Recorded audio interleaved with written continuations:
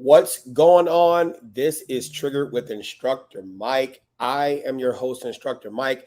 The friends will be up shortly on tonight's show. We're going to talk more about the Michael Moore's proposed 28th Amendment, his proposal to repeal and replace the Second Amendment. What you may see, you may find hilarious. You might have seen it talked about on other platforms, but we're going to talk about it tonight on this platform. Also, we're going to talk about the Indiana Greenwood Mall shooting, just a few things to talk about and cover and have a good discussion on that. Also, in Chicago, a Georgia man travels all the way to Georgia to Chicago to kill his estranged wife and then turn the firearm on himself. We're going to talk about that. Also, a woman from, a woman from Chicago then beats a person on the red line. We're going to talk about that too. That incident happened in March. There's an incident in the Brickyard Mall in Chicago where the woman had a protective order against her husband who's accused of killing her. Also, I was listening to Bond Court. A woman shot her husband and she is on trial. Let's find out what happened in that given situation, what I heard in bond court, and we'll discuss that. And then lastly, we'll talk about the I-57 shootout and situations that took place. Road rage incidents are happening on expressways in Chicago and possibly in other places near you.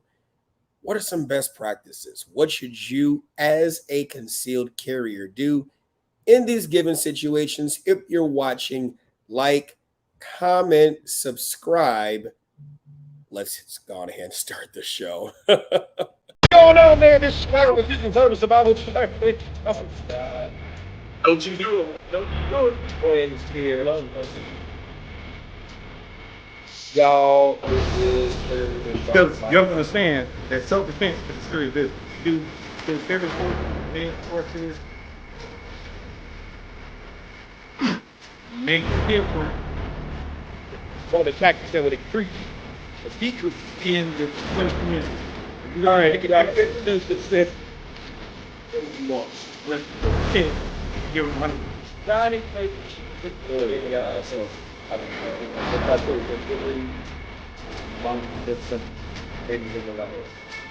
oh, yeah.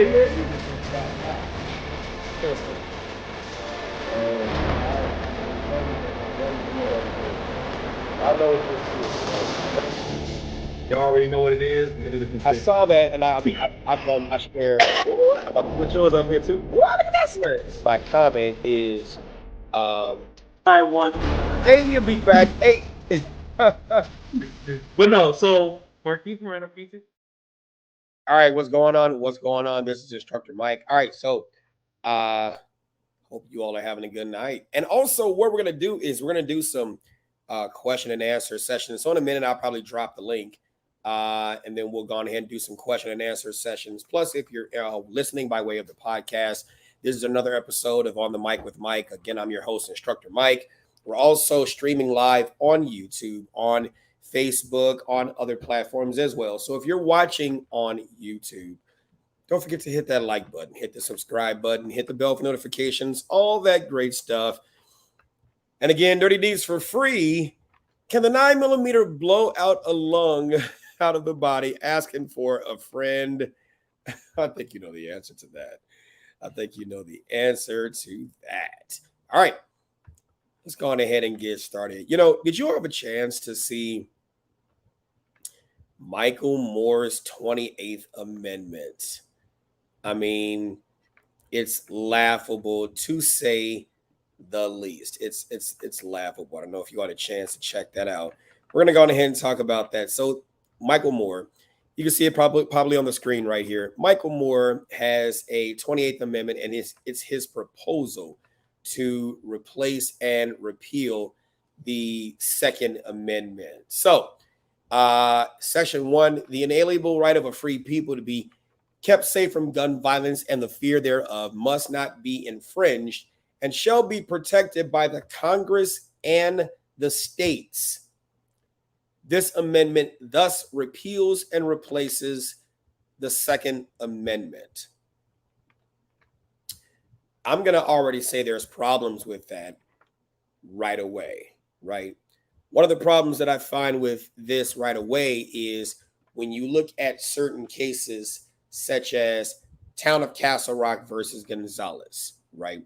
Warren versus District of Columbia, which is a DC appellate case, South v. Maryland. When you look at those dates, right? Thank you.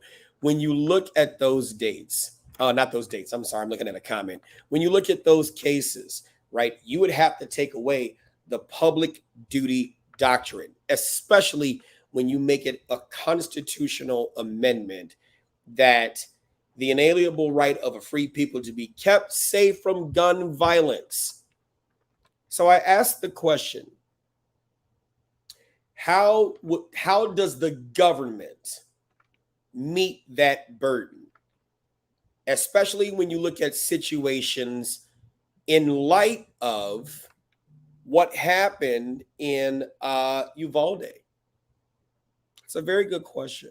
In light of what happened with Uvalde, where you have a plethora of police officers who were on scene, thought it was a hostage barricade situation when it was clearly an active shooter situation, and they did not move in to respond.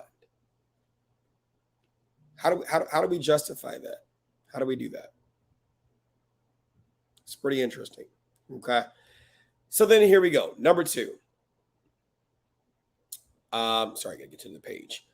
Congress shall create a mandatory system of firearms registration and licensing for the following limited purposes: license hunters of game, license rangers for sport of target shooting, and C, for the few who can demonstrate a special need for personal protection.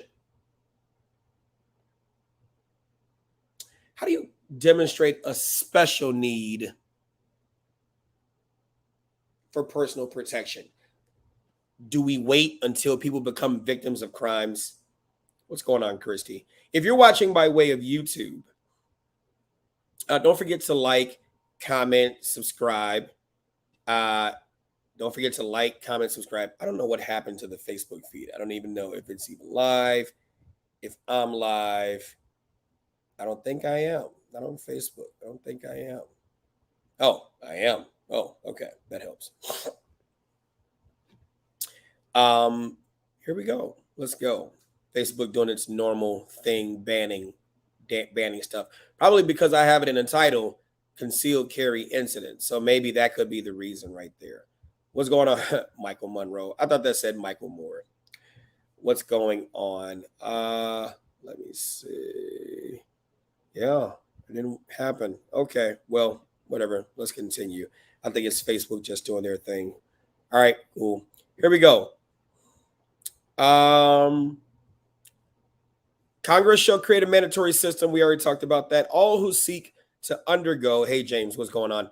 All who seek to undergo a strict vetting process with a thorough background check, including written and confidential approval of family members, spouses, and ex-spouses, and or partners and ex-partners, co-workers, and neighbors. A mental health check will also be required. There will be a waiting period of 1 month to complete the full background check. Could you imagine your spouse, ex-spouse? Yeah, you said it sounds very 1984. I'm just saying, let's talk facts. Could you imagine a spouse or an ex-spouse providing a great recommendation for you to get your firearm? Thank you, King Drew. I appreciate that. This is very sad. Very sad indeed. But this is what he's proposing. Now, I don't know if he has any legs, right? I really don't know. Those who meet all the requirements for the restricted gun owners groups and who successfully pass the background check must take a firearm safety class and pass a written test on an annual basis. I don't know if I have a problem with that. I might or might not. I don't know. Right. Yeah. Yeah. Please see my ex girlfriend for a character reference. Let's see how that's gonna go. William, what's up? You said King Drew, Mike using the gas man. Little nervous. Nah, wasn't that. Wasn't that at all. Wasn't that at all. It's just being situationally aware. Okay. Let's continue. Let's continue. I think it was because of what I put in the title. I got to keep concealed carry out of the title. I think it might have went further than that. I can't stand Facebook. But let's continue. Let's not get off topic. The minimum age for the restricted groups who can own a firearm is 25 years old. Renewal and review of firearms license will occur on an annual basis. Congress will stipulate. No, I don't want to subscribe to Michael Fatmore. I'm fat too, so no. Here we go. Here we go. Section 5. Congress will stipulate and continually update the limited list of approved firearms for civilian use, including weapons in the future that are not yet invented. The following firearms are heretofore banned: all automatic and semi automatic weapons and all devices which can enable a single shot gun to fire automatically or semi automatically. I think he just wants everybody to have revolvers. Yeah.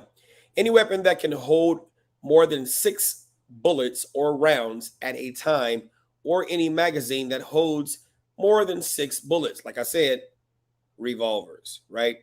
All guns made of plastic or any homemade equipment and machinery, or a 3D printer that can make a gun or weapon that can take a human life. Section 6. Congress shall regulate all ammunition, capacity of ammunition, the storage of guns, gun locks, gun sights, body armor, and the sale and distribution of such items. No weapon of any kind whose sole intention is the premeditated elimination of human life are considered legal. Congress may create future restrictions, as this amendment specifically does not grant any American the right to own a weapon. Police who are trained and vetted in the use of firearms shall be subject to comprehensive and continuous monitoring and shall be dismissed if found to exhibit any racist or violent behavior. Persons already owning the above banned firearms and who do not fall into the legal groups of restricted firearms owners will have 1 month from the ratification of this amendment to turn their firearms for destruction by local law enforcement. These local authorities may organize a gun buyback program to assist in this effort. This above constitutional amendment was written by Michael Moore of Michigan and presented to the 117th United States Congress on 11 July 2022. Oh, that just sucked to even read that. Yes, I do offer a recertification class. Yes, I do. It's MikeBrownsClasses.com. MikeBrownsClasses.com. Chrissy, if you can drop that in the I'll put it right here. All right, MikeBrownsClasses.com. So there's the link right there. Katie, what's up, man? What's going on? What's up? We were just talking about the 28th Amendment. And Michael Moore's shit. Man, that's crazy. I don't know what else to say. But apparently my page, yeah, James K said, we're just lucky the instructor Mike read it, so we didn't have to. I'm sure shit sucks. It really does. All right, you all, let's go on ahead and apparently Facebook is allowing it to happen. Who knows? All right, so let's go on ahead. What's going on, Sally? I guess Facebook has allowed me to grace the presence of my own Facebook page. And now the views are starting to come up. Thanks, Facebook. What's going on, Katie? Freedom of selected speech. Oh, I know, right. I probably shouldn't have said anything. They heard it. All right, let's go on ahead and continue. So what else I was going to talk about was the Indiana Greenwood Mall shooting. Indiana Greenwood Mall shooting. What's going on, Malcolm? Yes, sir. My What are your buddy thoughts? actually went down. Was called out there. Okay. He was SWAT and the Lake County Marshals. My thoughts on it: it was a Yeah. great thing that someone finally was in the vicinity with a conceal and carry, and finally took action to stop an active shooter. A lot Yeah. of people don't realize that it's more of us with conceal and carry than it is police. Police are actually assigned to different areas, different beats, what they call Chicago area, and it takes time for them to get there. You know, we're the ones on the forefront, and we're the ones that see everything and hear most of the things. And I would love to thank that guy, shake his hand. You know, Mm-hmm. um, the chief was actually, I was surprised. He told me like he's a true hero. He saw something and he did something. Right. I'm glad that he actually, of course, we talk about demographic location as to who actually put lead down range and train. But from what I hear, his shots were on point. Oh, what happened? Oh, nothing, nothing. I'm sure Oh, John's handling his background. oh, okay. Got you. From what I Yeah. hear, he was on target quickly and effectively, and dropped the threat. It was textbook to me. Yeah. Jeannie says he did better than the police in Uvalde. He's a true hero. That is true. That is Yeah. very Did very you true. guys already address the other comment about why wasn't he arrested? No, no, no. We're about to address that now. Speaking of Okay. which, Oh, Ron Lawless, yeah, Anthony N said 8 out of 10 at 40 yards is immaculate. Boy, I want to know what kind of pistol he had. Here we go. Ron Lawless says, why wasn't the Indiana guy not arrested? He entered the mall with his weapon, even though the mall was a restricted carry area. you want me to answer that? Yeah, what's going on, Marquise? What does According it do? It does according what it should. Go ahead. according to those personnel that I talked to that was personally there, Mm-hmm. they want to give him a job. I would just say it like that. And to answer Ron's comment, Ron, you will have to be a POS on the panel of 12 to arrest that guy with all of the things that's going on in the world today. That right there is one of those classical cases of we're glad that he disregarded that sign and actually had his firearm on him in a restricted area.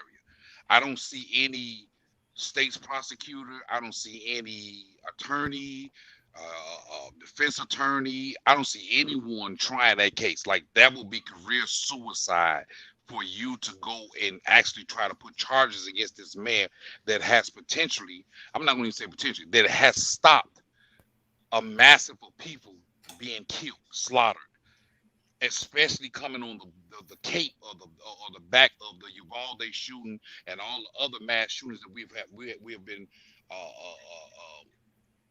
terrorized by. It's just something that is not going to happen. One thing I would say, one thing for sure, two things for certain. Most officers, most police will prefer you to disregard a lower infraction to save lives than if you were just out there with your firearm in the mall flashing and talking about how tough you was. They actually would appreciate that. And it's just like the guy that had the shooting down in Chicago in the train station. He stopped the lady from getting raped, robbed and raped. They didn't prosecute him. They didn't charge him. It's just one of those things that consciously you just don't do it. I hope it falls under the Good Samaritan Act. That's what they should put it under. The Good Samaritan Act. The same way if you lend medical help to someone, you won't be charged if something goes wrong. You acted out of good faith. I hope it's something of that nature. But yeah, they're not going to charge that guy. No, let me piggyback off that too. The main reason why he's not being charged is because Indiana is now a constitutional carry state. Now, the mall did obviously have no gun signs listed, but it is not against Indiana law to carry in the mall. A private business owner or private property owner can say at any time that they don't want guns on the property, but that's basically a professional policy. Now, if he was caught and they asked him to leave, then by law, yes, he would have to leave. Otherwise, he could have been charged with trespassing. So there's the legality aspect behind it of why he hasn't been charged as of yet, because at the end of the day, he didn't break an Indiana law. So yes, that's that. I'm not going to repeat anything they said. That's very true. Very true. Okay, here we go. Is that the same rule for Chicago? Well, It depends. it depends. It depends on it depends on the location, what you was doing, and if you had stopped a slaughter, a massacre, you will be looked at more than likely probably as the hero.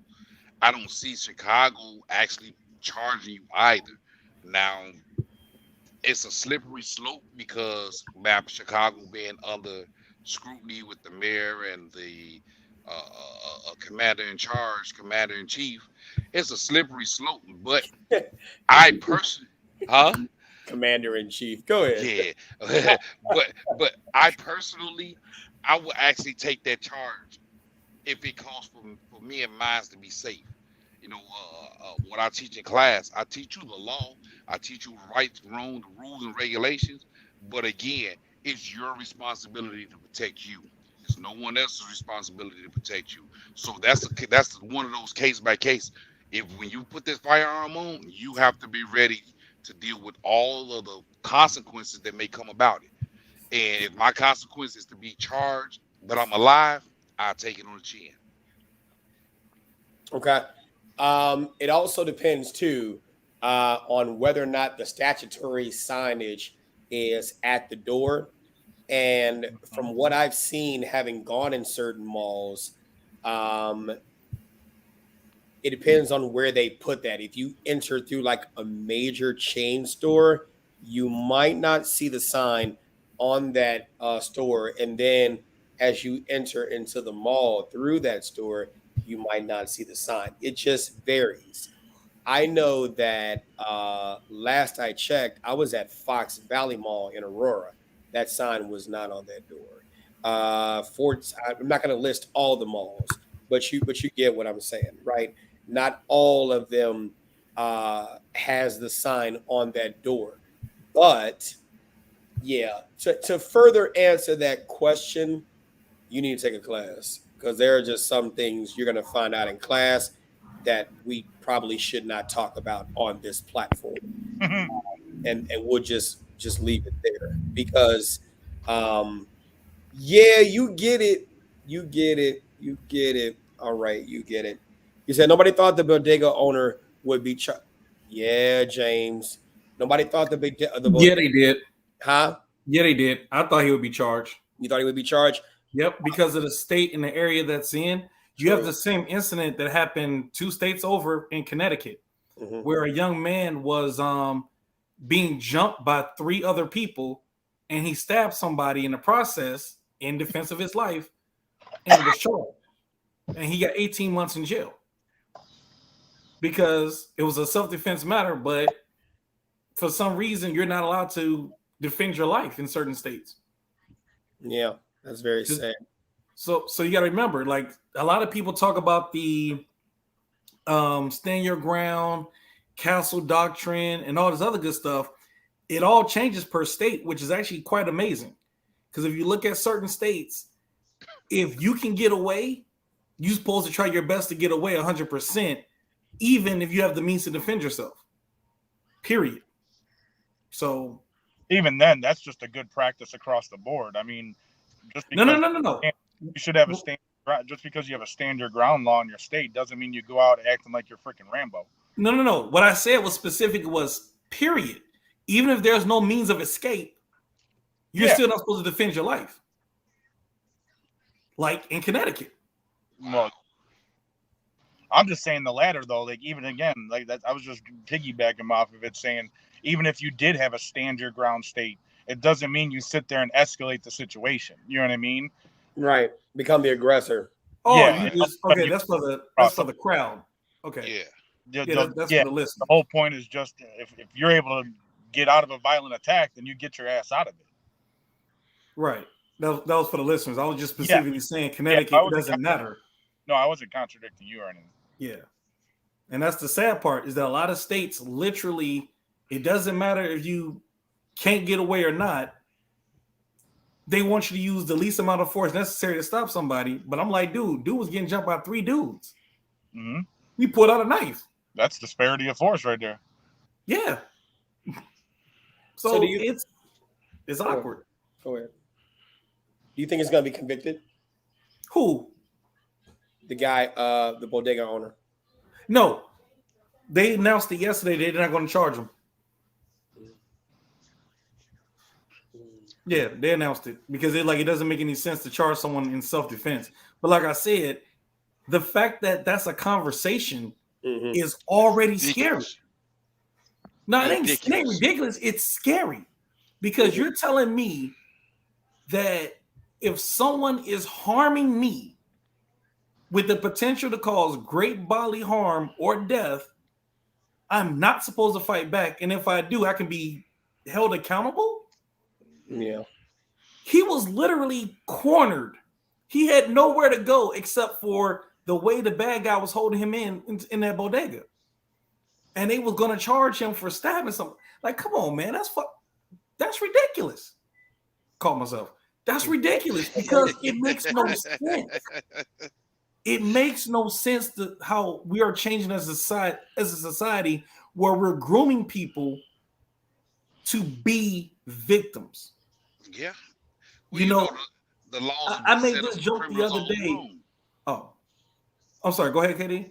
I said, the laws have been set up for criminals all along.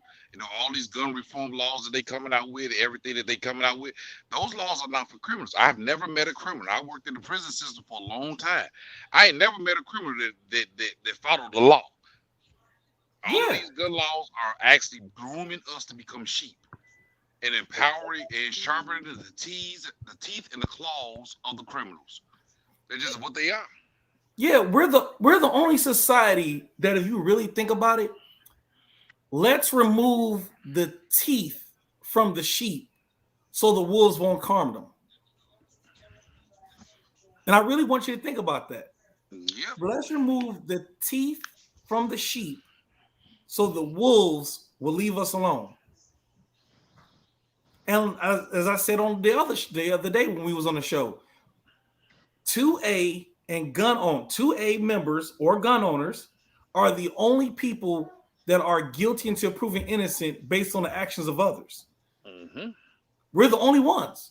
Facts. I've never seen anyone take Ginsu knives off the market or threaten to sue the makers of swords and knives and everything else. You never see that. I ain't never seen nobody take wet bottles off the market. I mean, people that got smacked upside the head with a bottle. Right. You never see Jack Daniels or any other liquor company sued based on drunk drivers. Mm.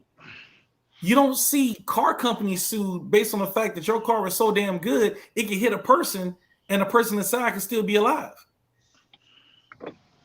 This is all stuff you don't see. But like I said, we're the only community where we are guilty until proven innocent. iPhone ain't sued because everybody getting robbed from them. Yeah. It's goofy. Like even that stuff that happened in Highland Park, they're still trying to go after the parents. Dude, he was 21. He was 21 years old.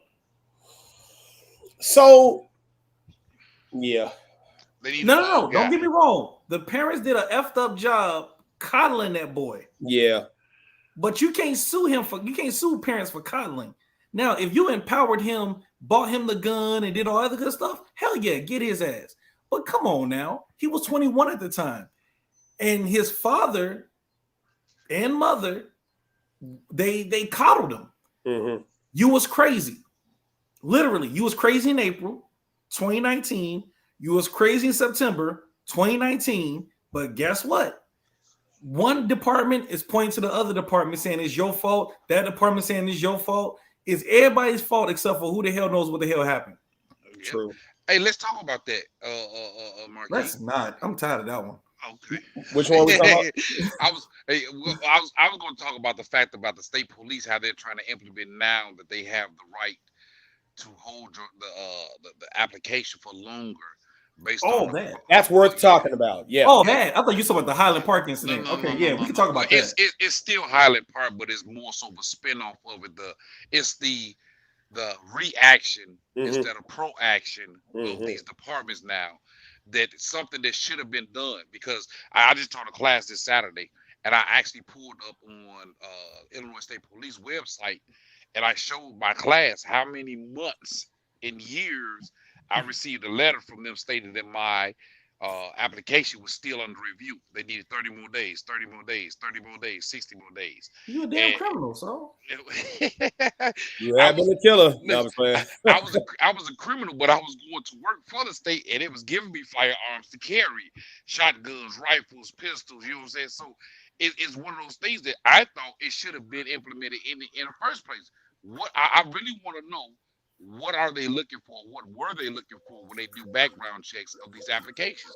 Because it's evident that he has had some questionable actions going on in his lifestyle where the police were called out, where he said he's going to kill everybody, where they removed all the knives out of swords out of the house. So how is it that all of these things are flown under the radar if you guys are doing the background check? Because it doesn't matter. It doesn't matter because the thing is that was never so for certain people, if it's not on your background because there was no charges, there's nothing to go with. Well, here's this. Then they did not have it where the police, Highland Park Police, submitted the clear and present danger report. State Mm-hmm. police tried to follow up, and the family, no one else complied. No one else continued that follow up. So because no one else complied and no one else continued that follow up, they had nothing to go on, and there was nothing to keep there. So it was like it's a record. Yeah, we got it, but we don't have it. You know, and what they're trying to do is, I read up on it. They've already implemented the emergency rules, and soon they're gonna, the Illinois General Assembly is gonna come together, and they're gonna have a legislative action. Of course, they're gonna pass it because they have a Democratic supermajority in the House and in the Senate, whatever. And we have a Democratic governor, so it's going to be signed already. But the problem that I had, like I stated, I was on News Nation talking about this, is that I fear that it's going to be misuse. Kind of like what happens with the concealed carry stuff now. Mm-hmm. If you guys watching did not pay attention to our red flag law misuse prevention little class thingy that we did here, you missed a treat. We might do it again, maybe another show, because you got to walk away. You got to walk away.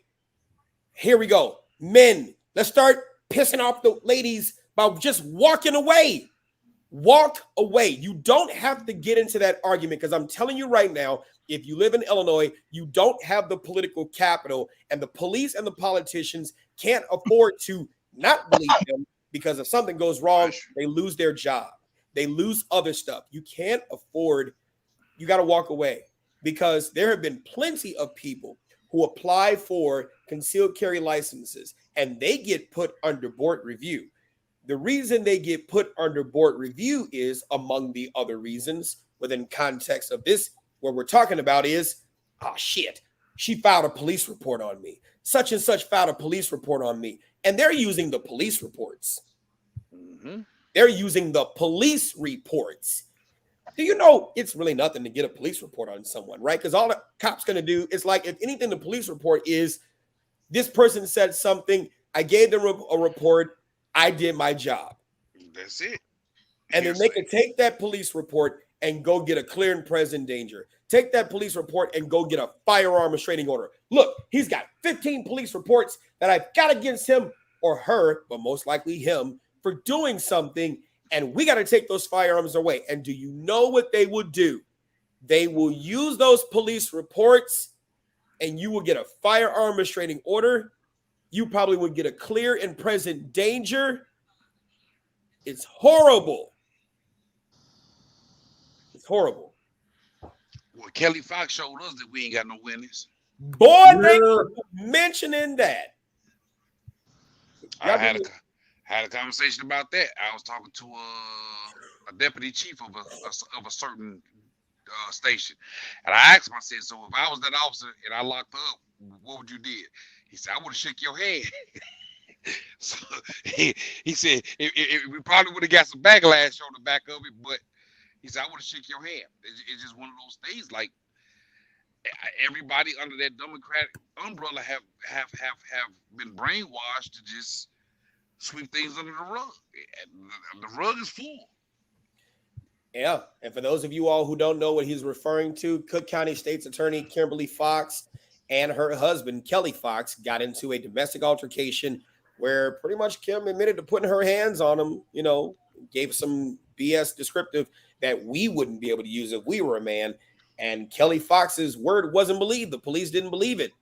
You know, and she never got arrested for it. Of course, who would expect her to get arrested for it? She's the highest law enforcement officer in the county by her being the prosecutor, the chief prosecutor, you know, and everybody's got family issues. You know, we're not going to sit there and say there wasn't a justification for it, whatever the case may be. I don't know. But I'm just saying, if the husband of the state's attorney can't be believed, we don't have a chance in Cook County. And arguably, we may not have a chance anywhere. I'm just saying. That's why you moved south of 80. You said what? That's why you moved south. Hey, that's a whole different conversation too. It's a whole different conversation right there. If you guys are like watching by way of YouTube, do me and do us a favor. Do the channel a favor. Hit that like, hit the subscribe button, or at least at a minimum, smash that like button. Gets more people into the conversation. Oh, hey, we got some other things to talk about. You know, there's a situation that took place today. I believe it was today. Yes, it definitely was today. A man traveled from his home in Georgia and fatally shot his estranged wife in her condominium in Streeterville. And it was Monday afternoon. It wasn't today. It was Monday afternoon. Did y'all hear about that in Chicago? Mm-hmm. Yeah, right. Didn't hear that one. You didn't hear about that one? No. You got to move north of 80. Yeah. That's north of 80 action for sure. North of 80 action. I don't need to move up there to hear that. Hey, officers arrived at the building at the 200 block of East Ohio around 4:30 p.m. after police in Georgia requested a well-being check on Raheel Ahmed, 36. The report state his family had him reported missing from the Atlanta suburb where he lived.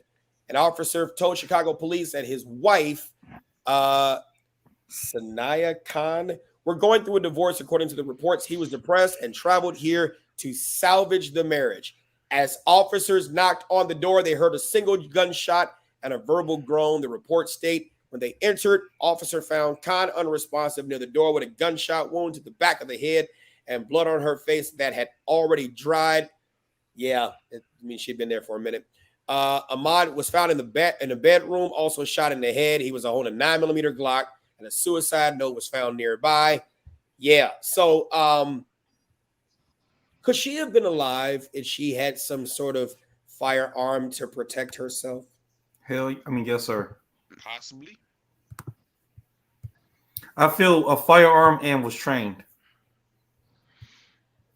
That's why I say possibly. Here's one for you then. Did you hear about the murder-suicide here in Bourbonnais? No, do tell. So a local major towing company that works with the city for towing vehicles and things like that, the owner and essentially shot and killed his wife and then obviously killed himself. They've had numerous domestic violence calls over the years, including one the night of the murder-suicide. In that police had showed up. The neighbor had called the cops that she had heard screams and yells and things of that nature. So police arrive on scene. The gentleman comes out the garage door comes out the main opening garage door and says nothing's going on and then closes the garage door. So then the police officer walks up to the front door and starts peeking through the window and he sees obviously the gentleman locking the door. Well, at that point, there's no screams or yells going on, so the police officer left because there's nothing, no one to sign a complaint. There's, you know what I mean, nothing they can do at that point, supposedly. Sure enough, wellness call, they get called, or not wellness call, they get called back that morning, or someone called that morning, like 2, 3 o'clock in the morning, something like that, and murder-suicide. Wow. So, now that you brought it up, what do you guys think about all of the Chicago police officers that have committed suicide? Well, the CPD officers that have committed suicide. I mean, it sounds crappy to say, but it's the hazards of the job. Mm-hmm. You know what I mean? And it's some people it takes more of a toll than others. And I'm gonna tell you this too. I think that I hate to say this, but I'm gonna say it, and y'all know I don't pull punches. There's gonna be more suicides, and I'm gonna tell you why. Chicago is not hiring. Okay, he'll be back. Chicago is not hiring, in my opinion, based on some of the things that I have seen, a lot of mentally tough officers. Well, no, because the candidate pool is very nil nowadays. And the thing is that the more stress that is being put on them, the more exposure that they are getting. When I tell you Chicago, hey, what's going on, Christina? When I tell you Chicago is very desperate for officers, I got a phone call. Not to join, hell no. Too old. But I got a call. They want to come to my classes and recruit. They're that desperate. They're that desperate. And the thing is that, yeah, I saw that. And Lori today said she doesn't support the police mental health bill. There were aldermen who put out ordinances to be passed, I'm assuming, talking about refusing RDOs, not RDOs, but overtime so they can, and they're already saying that, I watched part of the press conference. She said that I don't think that the city council should have a say in personnel matters as it relates to police. Look, I'm not going to debate the politics of it. But what I'm going to say is, from the officer's perspective, what kind of officers are you getting? I'm going to go back to Ella French, right? I'll look at that story again. You said don't? What's wrong? Oh, yeah. You just, okay. No, you're fine. It's just when you said the name, it just gave me the flashback. Yeah. I'm going to go back to Ella French. Beautiful officer. Beautiful. Probably should not have been on that team that she was on. And the thing is, they're parading her face around to elicit sympathy for the officers and the job that they have to do. Now, I'm going to tell you this. I'm true blue, right? Former cop, love law enforcement. Fucking love it. I don't give a shit what anybody says about it. But the thing is, the shit that comes with the job is what comes with the job. It's what comes with the job. Overtime, cancellation of days off. That shit comes with the fucking, don't get in the military. That's what actually I was going to say real quick too, because even the military numbers are down across the board. Except for the Space Force with their 20 applicants. They received their 20 applicants this year. Yeah, the military quotas and everything else, they're all down. All the branches are down there as of right now. And now they're actually looking at broadening and or opening up certain things that would disqualify you before, like asthma. If you haven't had, obviously, any asthma symptoms in the last 2 years, then they would open you up to obviously be qualified to go in. Not that that's a bad thing per se, but because of, again, quotas are down so much, they're starting to lighten up on things that disqualified you before in order to open up the applicant pool even more. But see, the problem is that you're opening up the app. They're opening up the applicant pool, but they're not getting qualified persons who have the life experience and or back. Like, families are not what they used to be. Nope. Families are not what they used to be. And so because the families are not what they used to be, you're not producing the offspring that they need to be to have the mental tenacity, the mental fortitude to be able to weather the storm of boot camp, basic training, whatever they call it in the Air Force, or fucking galaxy star fights and shit in the Space Force basic combat galaxy phaser training. I don't know, but you get what I'm saying, right? And then 1300 West West, I say it right, Jackson. Yeah, fuck it, you get what I'm saying. 1300 West Jackson, which is the Chicago Police Academy, right? I seen some of the military, when they show pictures of the recruits in training.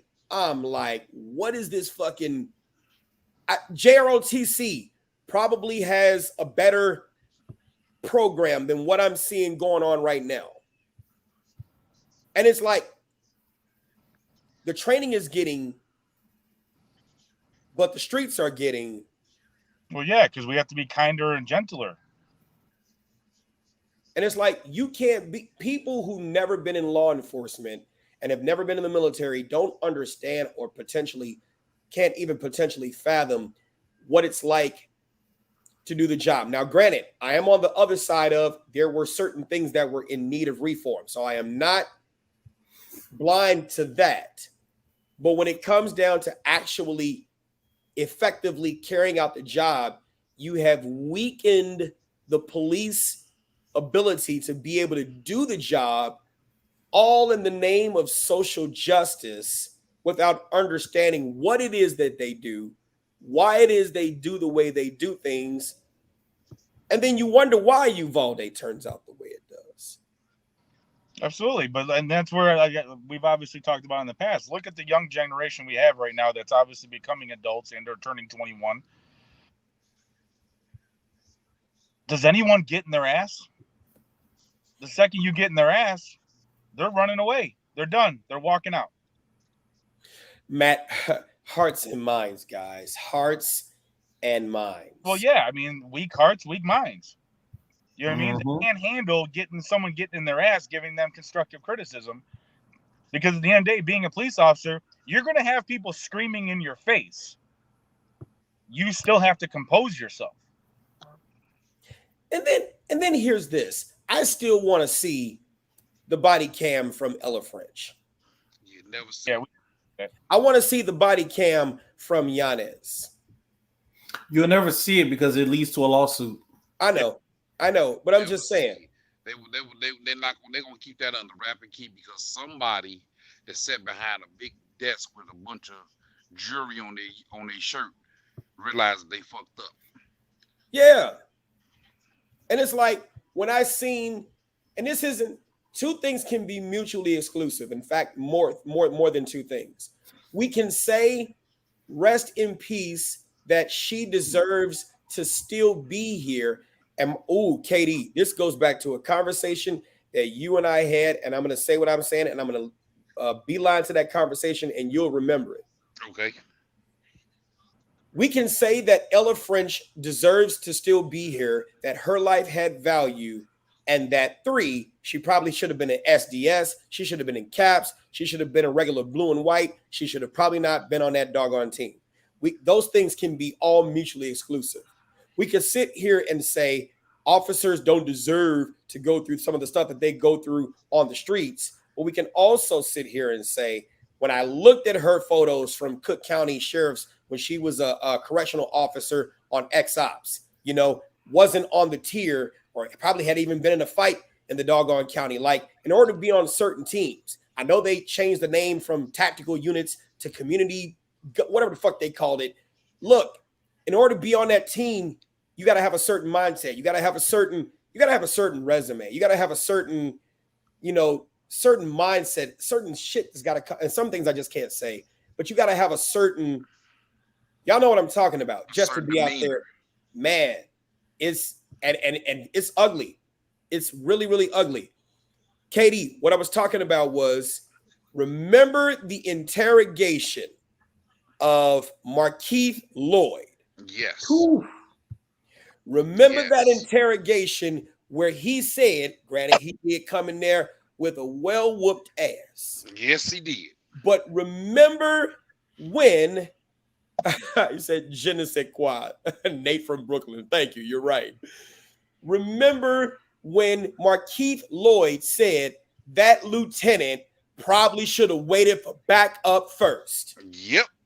His exact words.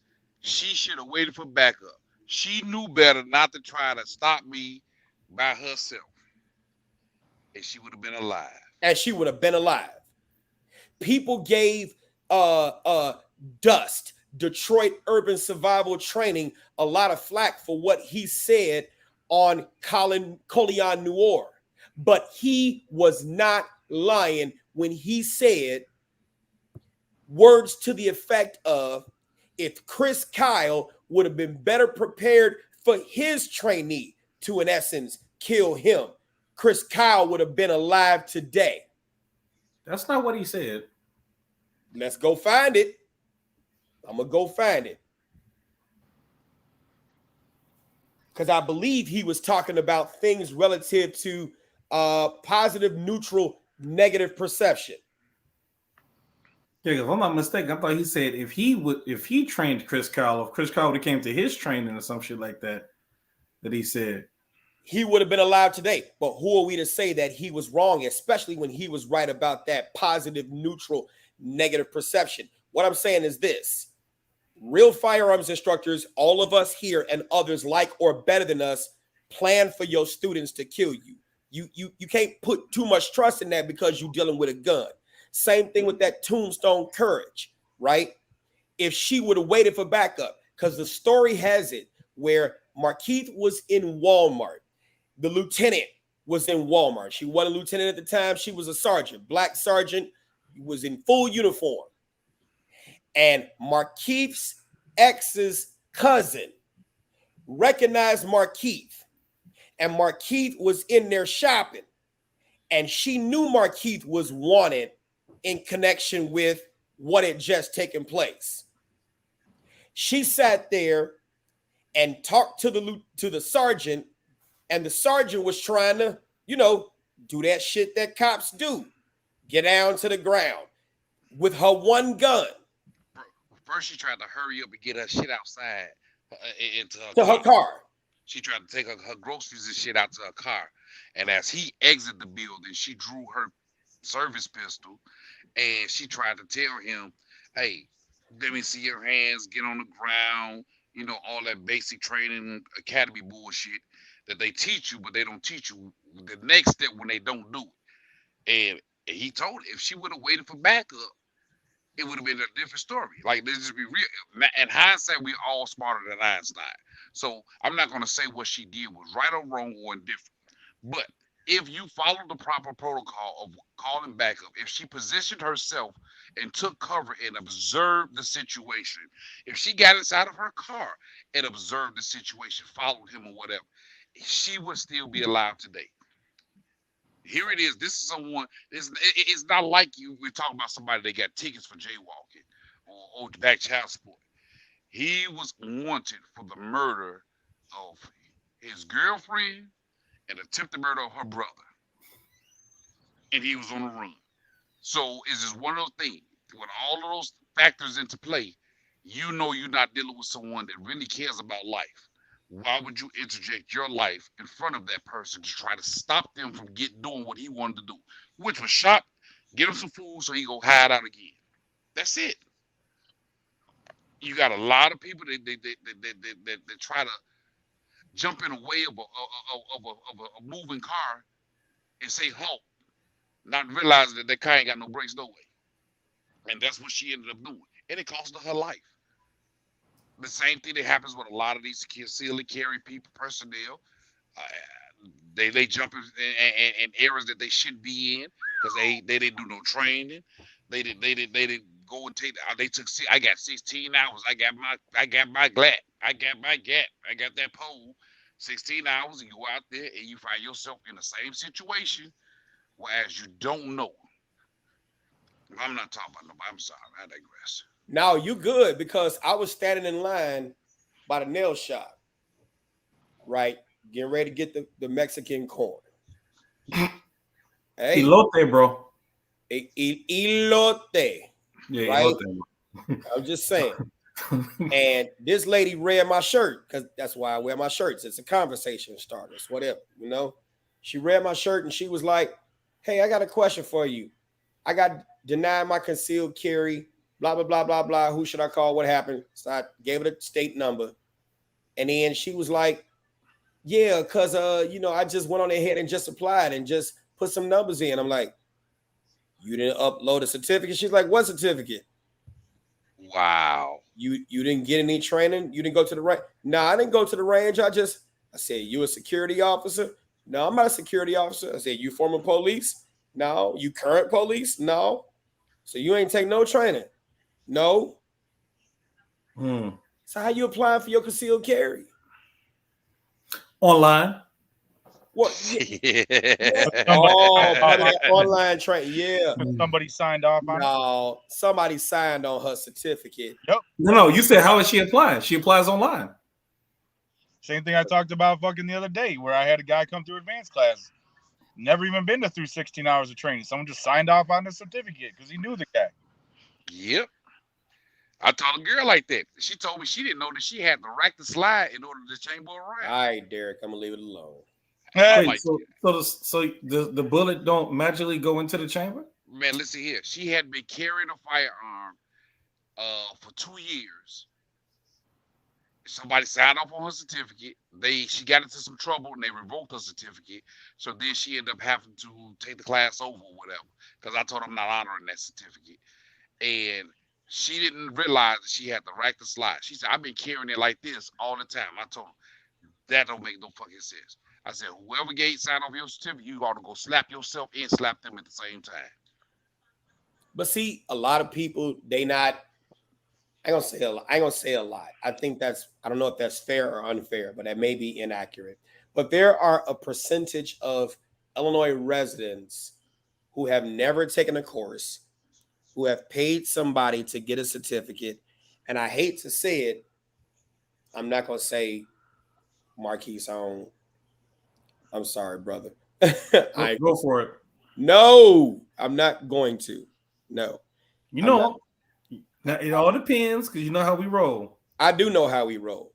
Okay. But you are, man, can I be real? I'm about to say something, and it's about the you. Not you, Marquise, my brother. I'm just talking about these comments are not the comments of Marquise. Marquise is an awesome guy. We are not talking about Marquise and his affiliation with a particular awesome body. I respect you and love you too much as my brother to ask. I don't. Have you ever seen me ask for fucking permission? Go for it. All right.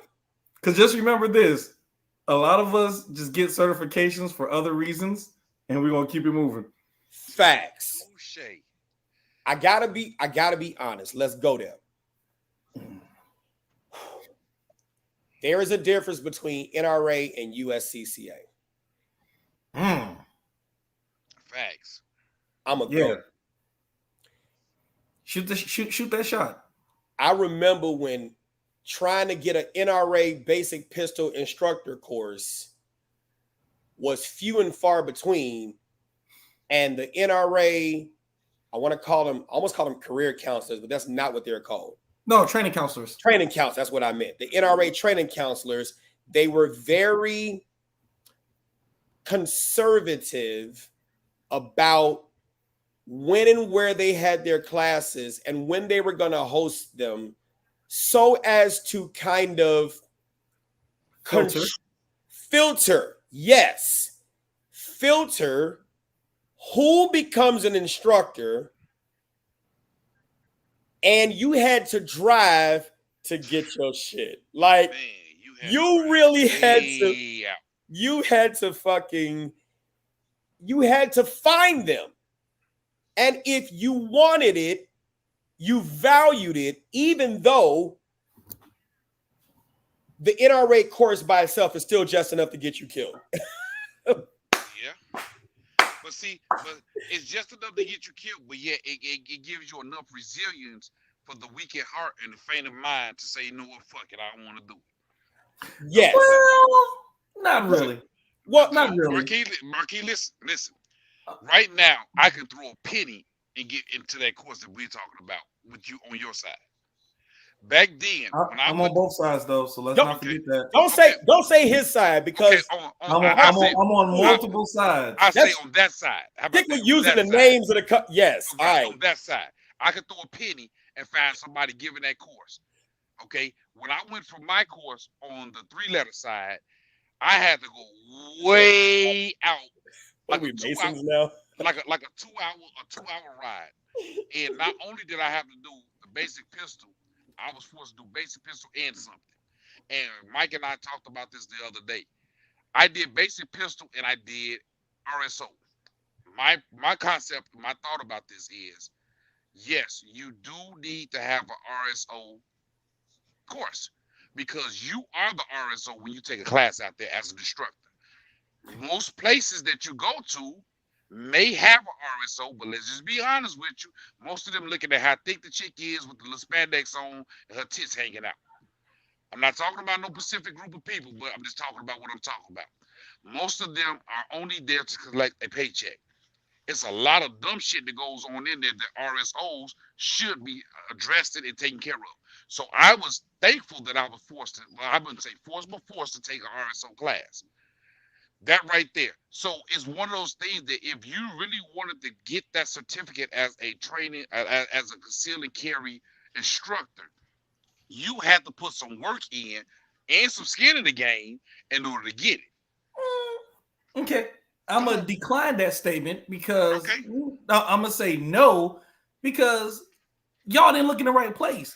My instructor was 30 minutes away for NRA, and I did the full gambit of NRA courses. I did NRA basic pistol, I did rifle, I did shotgun, I did advanced pistol instructor, which I became. I did RSO, chief RSO, personal protection inside the home, personal protection outside the home, all within 30 minutes of my crib. And I lived in Oakland at the time. So the thing is this, it ain't about the fact that you travel to the way great yonders to find a training counselor. Your ass looked in the great yonders to find one. No, I found mine local.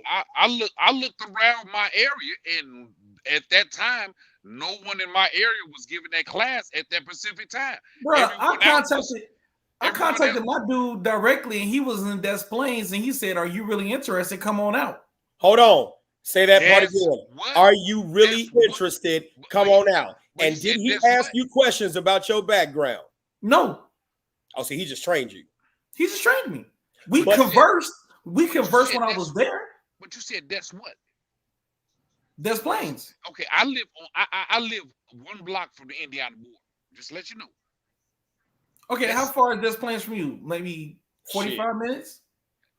It still ain't 2 hours. It's still a hike, but again, it's still ain't 2 hours. When I looked, it was no one that was available for that class at that moment in time. It was one of those things where you was either 2 months out, or you had to wait or go down south past I-80. And I found someone. The person that I found that was giving that class was Wes. See, for me, I didn't look. I looked at names and I made phone calls. So I wasn't waiting for when you was doing the class.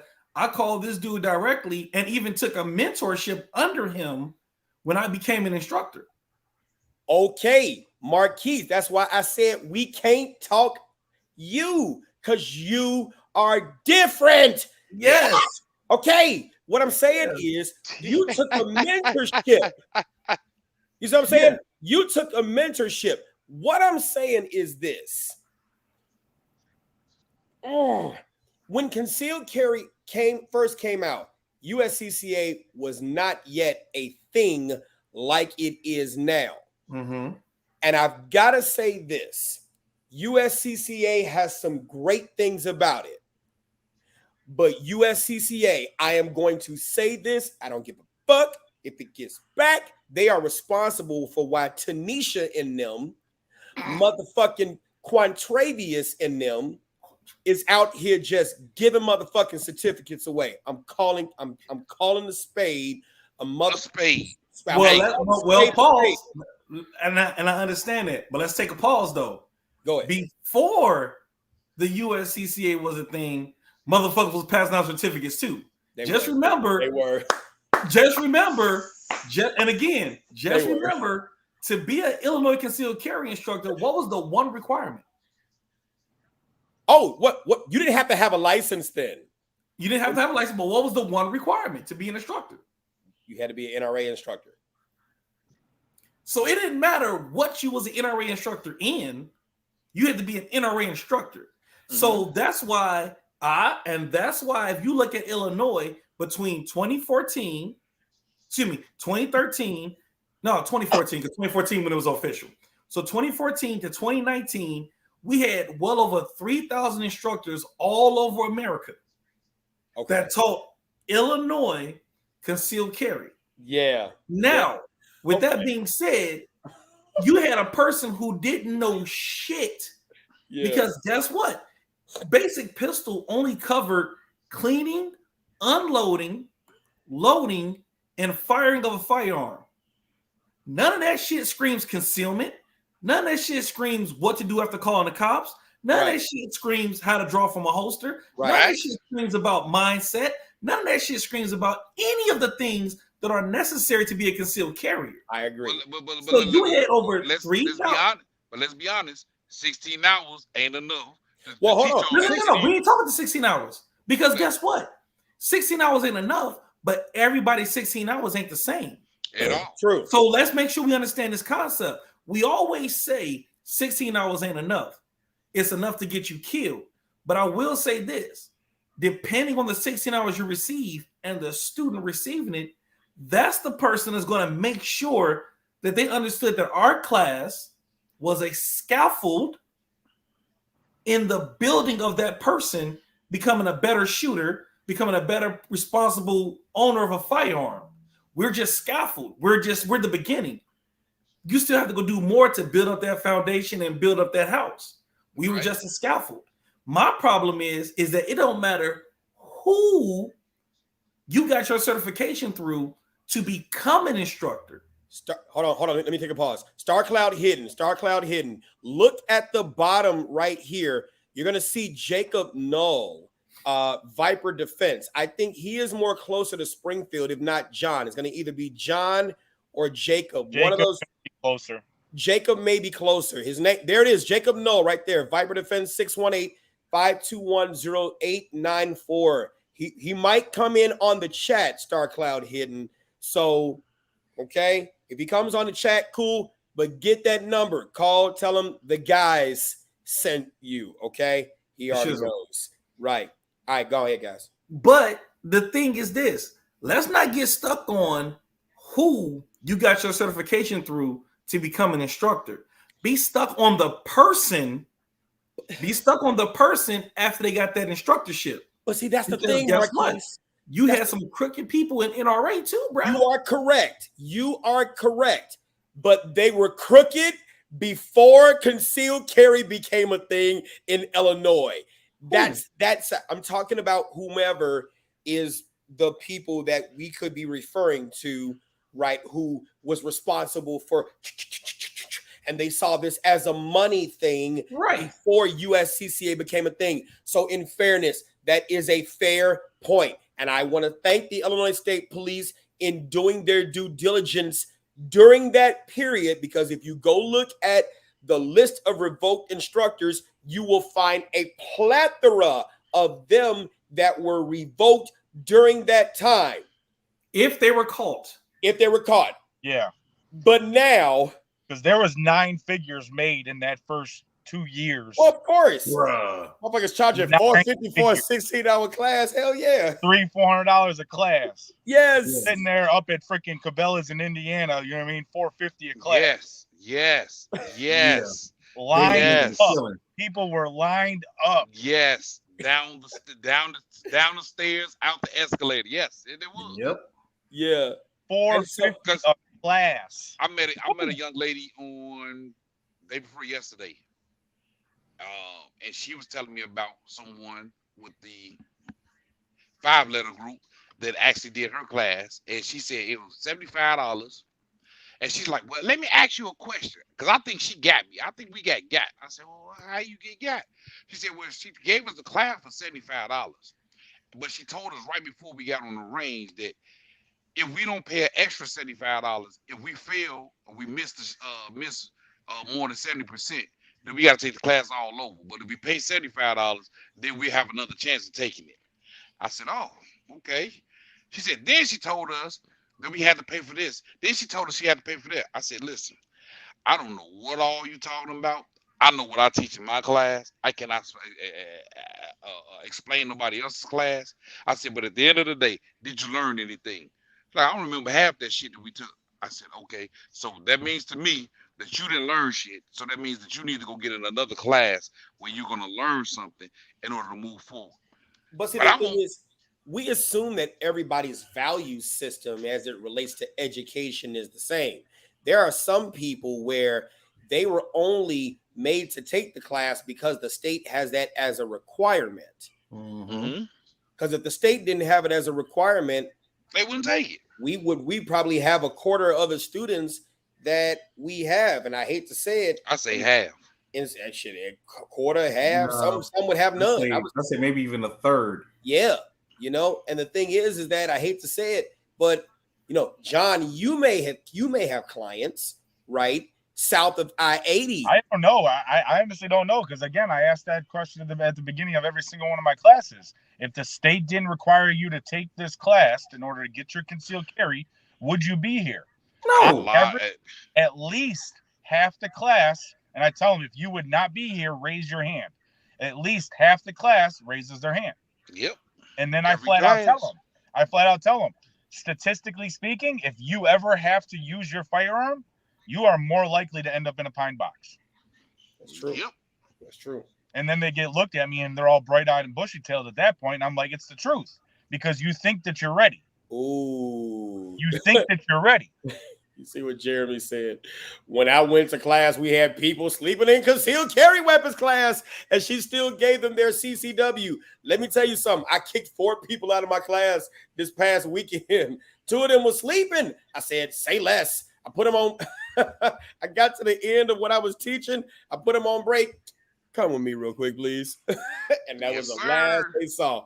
Boy, you can't sleep your ass in my class. Matter of fact, if you don't participate, I'm kicking your ass out. Listen, I'm trying to tell you. And people always ask, "Well, is it a test we got to take?" I said, you taking a test from the time you walk up in here.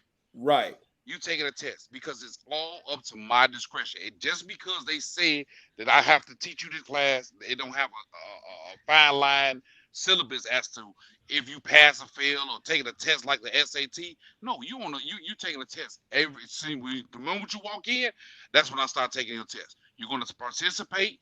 You're going to get up. I have them get up, sit down, get up, sit down. I have them doing all kinds of stuff. But you'll be amazed at how many people want to come in there. Like, I have a no phone policy. If it's not an emergency and you got to excuse yourself from class, you're not going to sit there on your phone on Facebook. I'm sorry. Yeah. It's not going to happen. I'm just saying, this was a great conversation, but I'm still sticking with my theory that the 5-letter agency, I think we got to say the 5 letters, so that way it sounds better. Yeah, 5-letter. The 5-letter agency. My thing is this.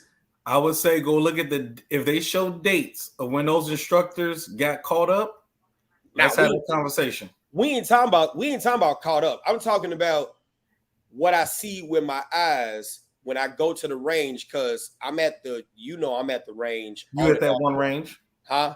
You at that one range? Yeah, just that one range. But a lot of people use that one range. Mm-hmm. And I sit there and see what I see.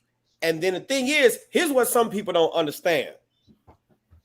One, you're not going to remember everything from the 16-hour class, depending upon your learning style and how you learn and your value system. So when people sit there and come to me and tell me about another instructor or tell me about this, I don't even make the statement saying, well, shit, apparently you ain't learned nothing, because I'm not going to put that on the instructor. I'm going to put that on the individual student, because you should at least be able to tell me at least one or two things. Well, see, that's why I tell them, you didn't learn nothing. I'm not going to say they didn't teach it. You didn't learn it. You wasn't paying attention. Because I've had students come back to tell me, man, I remember much, but I remember keeping my finger off the trigger. I think my job is done to a certain extent. You know, because that's all it is a taste. That's all it is. That's it. That's all that 16 hours is a taste. But here's another thing that, I see. When I think I saw one person in the range, and that's just the one I just remember just of recent, from a 5-letter agency. We should have thought about this before I started dropping names. I think the 5-letter and 3-letter sounds better. But she was on the range, no firearm on her side, no nothing, just put them through the class. I'm watching them qualify. I didn't even wear this shirt. I just people watching, just watching them qualify. And I'm like, barely, thumbs behind here. And I'm just like, Marquise, you went and got a mentor. Not that you needed it, but just to learn the aspects of teaching within the brand. Is that fair to say? Because shooting it's the brand, how to learning the ropes. It's everything. It's also going the paperwork, the business side. The business side of it. The things, expectations, how they got to that point, what are they looking for? Like it's a lot. I got a mentor, Kevin. Man, trust me, I call him on a regular, asking him questions, brainstorming with like different questions about different issues I come up with in class, or different questions that I don't have the answer to.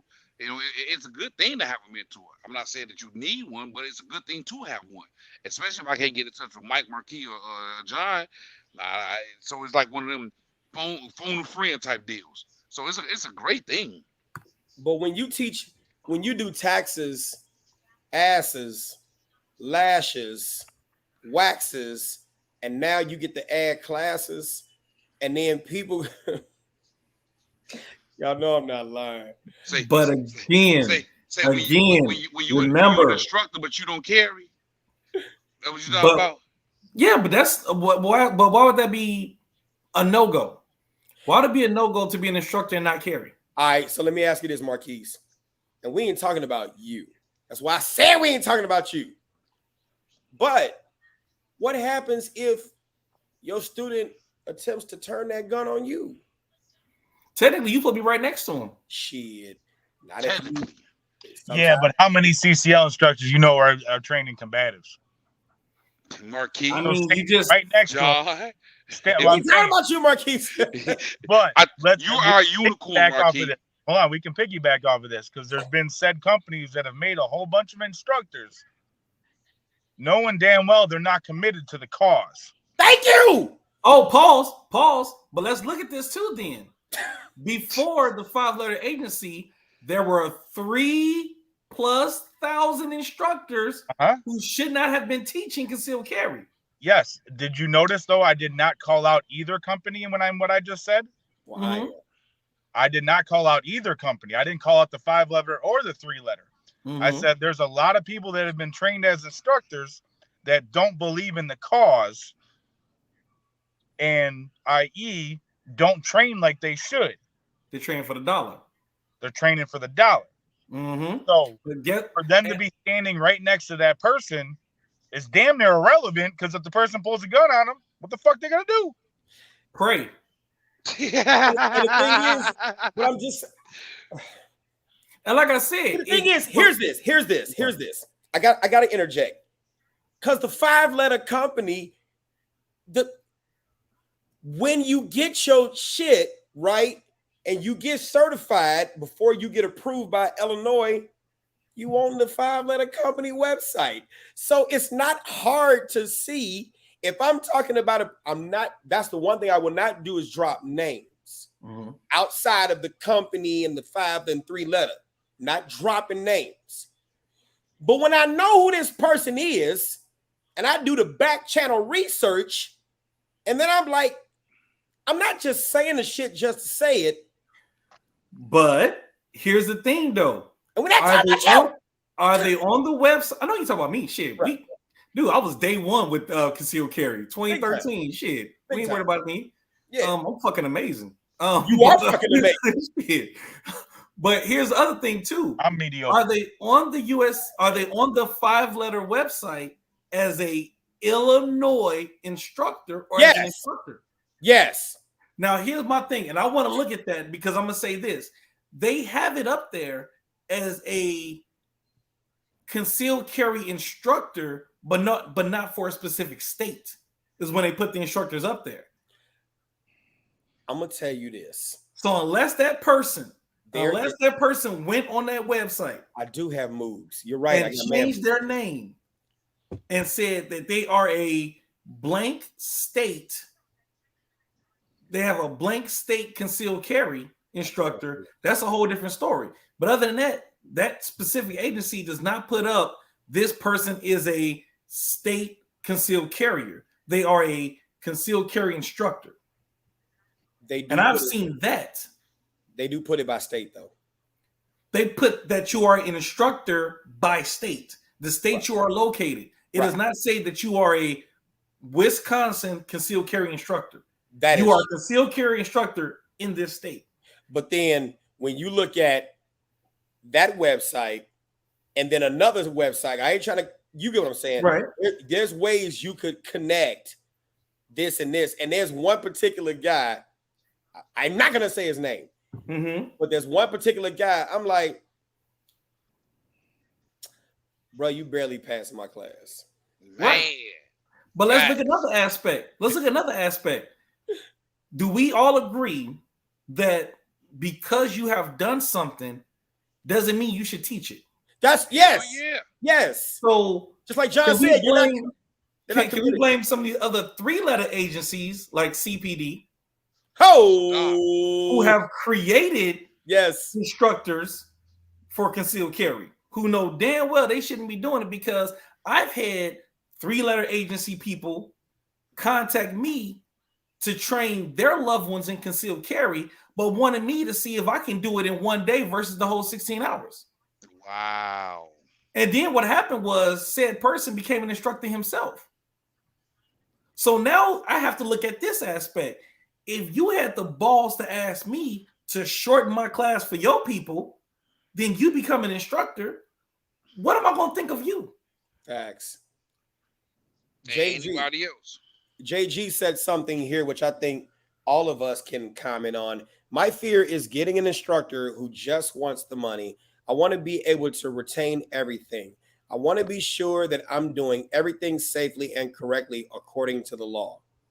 Go, guys. So retention is not based on your instructor to a certain, only to a certain extent. I would say 30% is the instructor to help you retain what you got. The other 70 is you, whether you taking notes or doing something else. Like a lot of us, we're entertaining.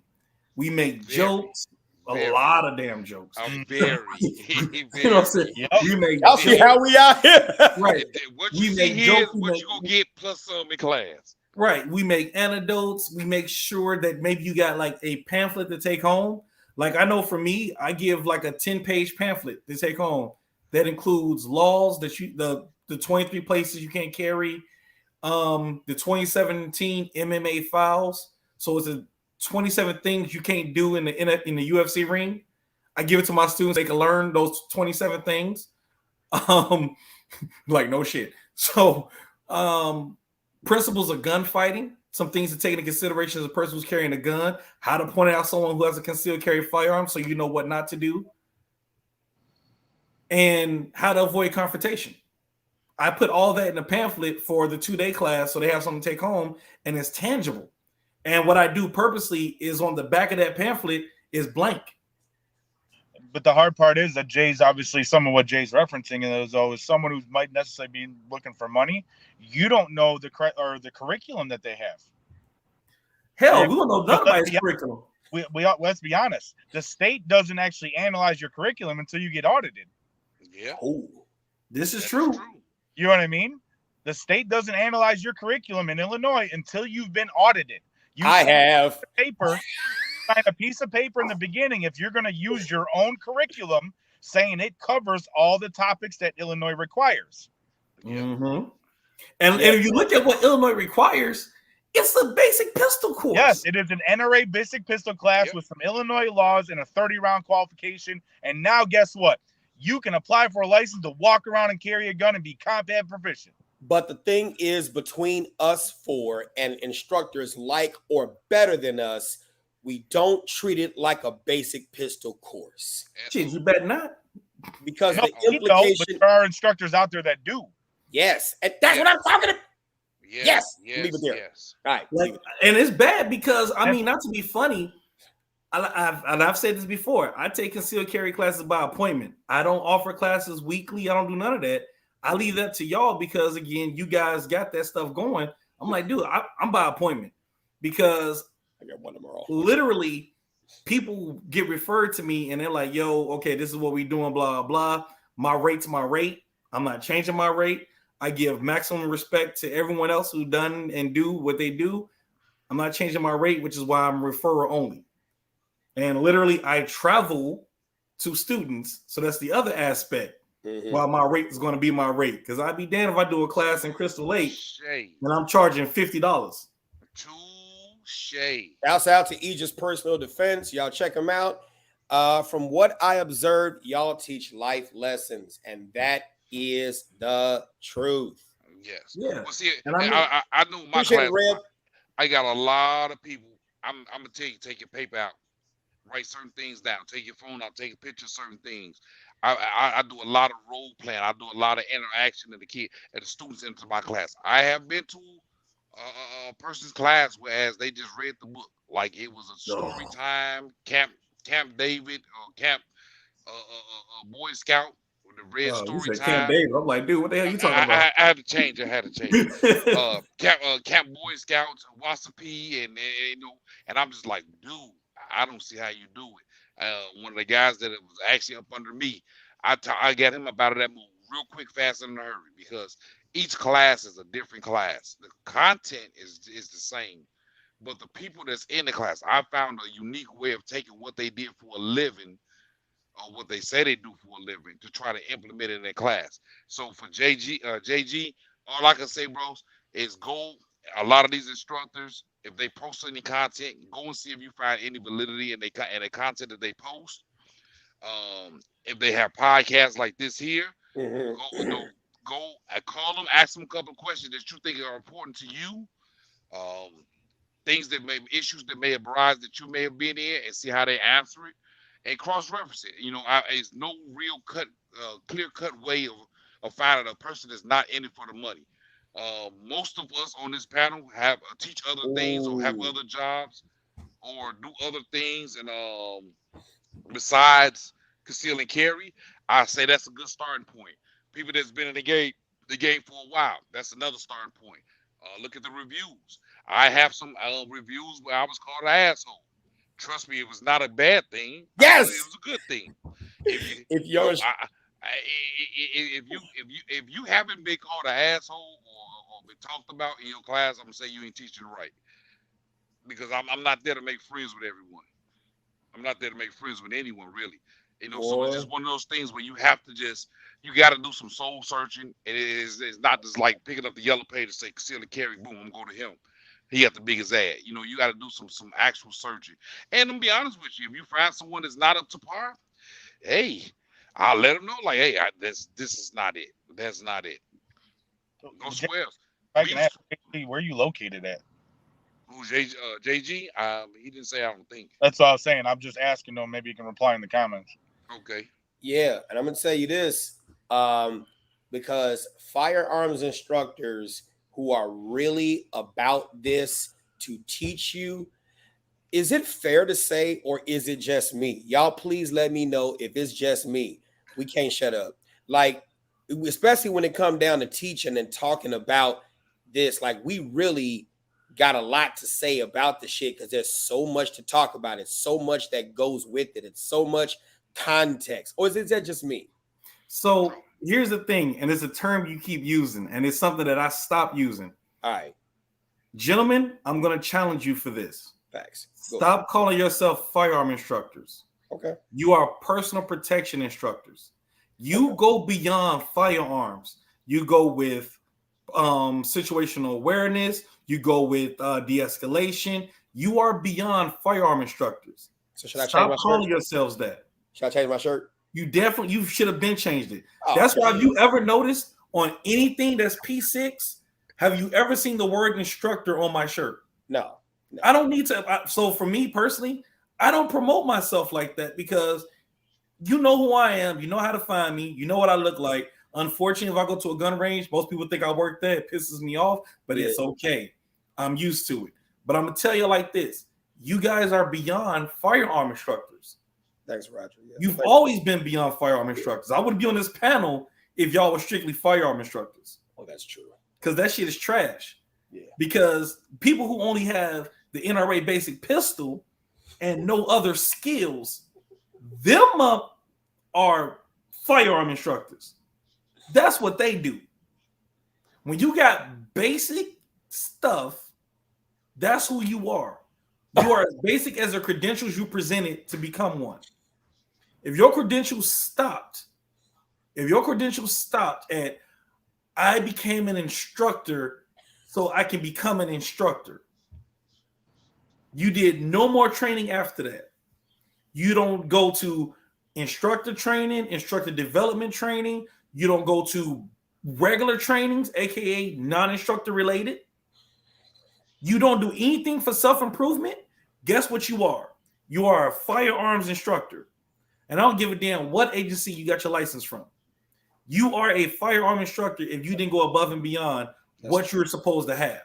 It's very true. In my personal opinion, these three gentlemen right here, these aren't firearm instructors. They're personal protection instructors, just like myself. And I've said it. I think you can go back to the first show we was on together.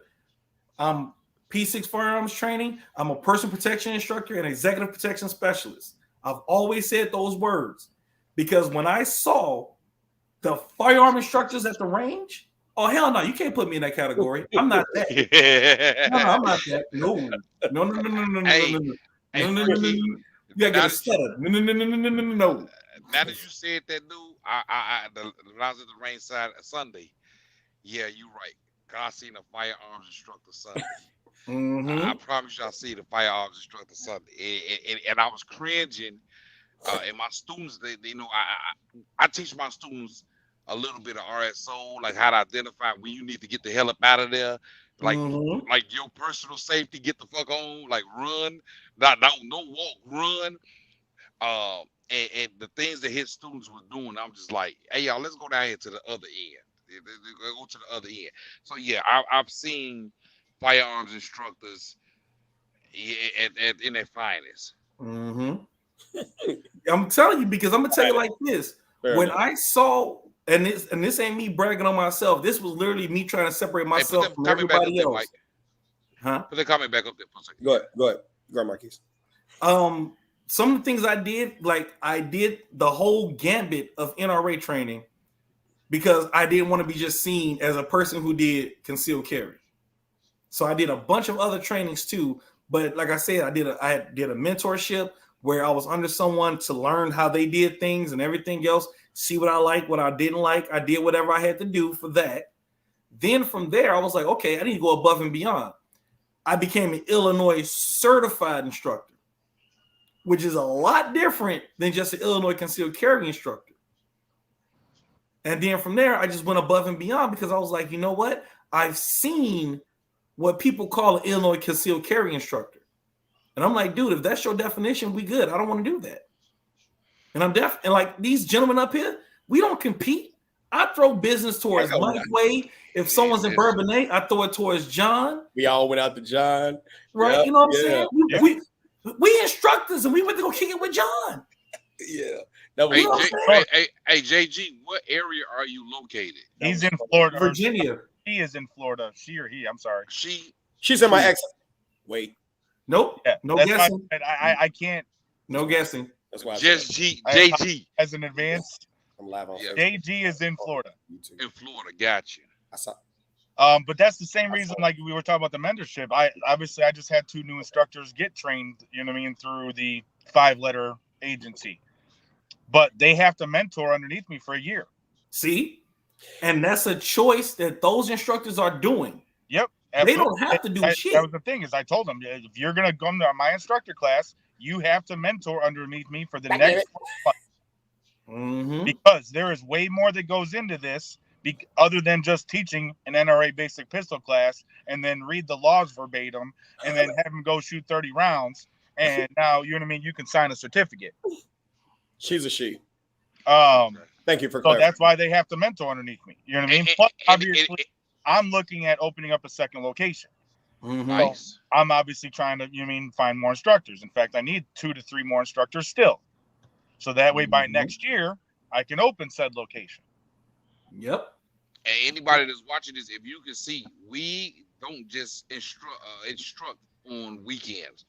Every day is an instruction for us because we're always in the news. We're always on the internet. We always are researching. I've been talking about, it's like sometimes you feel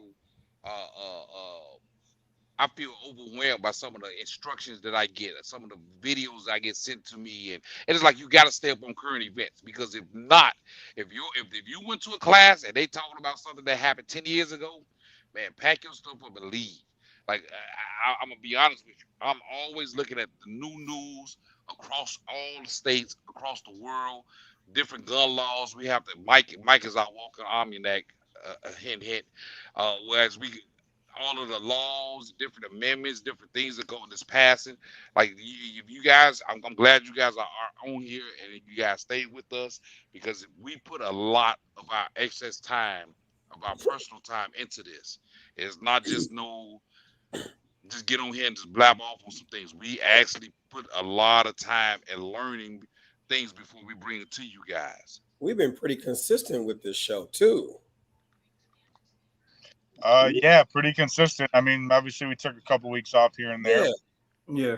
Like literally, we need breaks too. I'm sorry to say. I mean, life takes over. We got family time. I mean, Mike teaches a bazillion students a week and still manages to write freaking books and have podcasts and go sell books at random locations and then do Veterans Overwatch. And I'm still trying to figure out when Mike sleeps. I do. I sleep. I promise I do. I do sleep. And well, what this man does. You know what I mean? The same thing with like Marquise. He's got his full-time job plus P6, plus still does other jobs on the side. KD's got his things. I own 2 different companies. You know what I mean? A real estate investment company, which has me traveling the U.S. Obviously, a personal defense training company, which has me traveling the U.S. Yeah. Mm-hmm. Katie, I'm normally Gilligan. Gilligan. I'm out on the boat. I'm out doing trucking. I'm out doing engravings. I have a actual perfume company, engraving company. So yeah, and he run a website, Only Ammo. Man, I do a lot of things. So it's like I said, we give up our personal time with family, personal time with ourselves to make sure we bring you guys some good content, good solid content that you guys can go by and live by. So shout out to our families for understanding that during our off time, where we're not spending time with them, this is what we're doing. We're on podcasts, we're at the range, we're teaching. Dude, Saturday morning, I'm in Kankakee teaching a class. I love what I do, but I had to have a support system. Man, family matters, man. Who understands that sometimes I'm not around. I also do executive protection work. I literally was gone 4 days, right? Yeah, 4 days right after one of our last shows to go do executive protection work in another state. Then I got hired on to do other protection work in California. So literally, while we was doing this show, I was putting in my application for my guard card for California because now I have to go do executive protection work and security work in California. Nice. So I mean, literally, we take what we do seriously, and that's why, again, many shows ago, I said this, and I'm gonna stick by it. Concealed carry is a lifestyle. It is, not a habit. It's what we do. It's you don't catch us slipping, at least to the extent of if you catch us at the range, we might not have a firearm on us. Now, I've been caught slipping maybe 3 times. I ain't gonna lie to you. But the thing is that because I had to teach a class and the gym is very important to me when I go, I had to take my ass from the gym straight over to the gun range, and I'm not allowed to carry at my gym. Right. So, yeah, I was caught slipping, but I had I had 2 knives on me though. So, hey, just because you don't have a firearm, you ain't slipping. Trust me. Unless they cut off both your arms, you're not slipping. There's always a way to get that shit. Then, passed obviously the instructions. Today, after I had my normal day, I was in the office for 2 hours working on marketing. Yeah. You know what I mean? Scheduling posts, doing different things, you know what I mean? Sponsorships, this, that, and the other. Then I was at home building target stands. Some people don't understand. Like, these are the type. Somebody was asking, how do you find out a good instructor? You getting it from all 4 of us. And then even Jacob, when he comes on here, Brian was it Eastridge? I don't want to mess up. Eastridge. Yeah, Brian Eastridge from Oklahoma. You got Todd Fossey. You do been a bunch. Nina de la Flores out there in Arkansas. Yep. You know, Shoot to Win out there in Charlotte, North Carolina. Everybody who's been a part of this and more. That's how you find out. Talk to us. Yep. And look at their personal Vita. Look at what they've done. Look at some of the stuff. Matter of fact, I hate to say it. Some of the best ways to figure out your instructors, look at their videos. I've seen a lot of trash videos from instructors, and I'm like, nah, brother, that shit don't make no sense. Don't do that. No. Hey, ask me what their background is, because I'm gonna be honest with you. I'm not going to some nail tech or hairdresser or barber, used car salesman. I'm not. I'm and they bring him on the side. Man, listen here. KD, that is discrimination. I said I'm you just not. described everything we do. You just discriminate against a hardworking person. I'm not going to, but be honest with you, I'm not going to you to find out how to defend myself and protect myself. I'm going to go to someone that has been in the trenches, been in the weeds, that has been doing this. They live, eat shit, breathe it. That's the person I want to train me. Somebody with some nails, though, they can do some serious damage. Right, but here's the thing, though, KD, and this is the reason why I said it's not always good to go to a person who's been through it, because most people who've been through it can't teach it properly. But you know what, though? That is true. Yeah, you probably can't teach it properly, but when I say been through it, an officer, military. Bruh, you point out 2 classes, I'm telling you right now, that most of these guys who are operators are horrible teachers. Wow. Well, see, I've been to a class with a guy, he used to sell insurance. And he's in the 5-letter right there. And dude, when I say that was the most horrible class ever, and that's why they got to come up with gimmicks, pumps and pistols and chocolate and lovers and all this other crazy shit because you have no content. You fucking out there. I do. When I find, I'm gonna send it to you. And they teaching it over in Midwest. Pumps and pistols. Like, what the hell? Are you serious?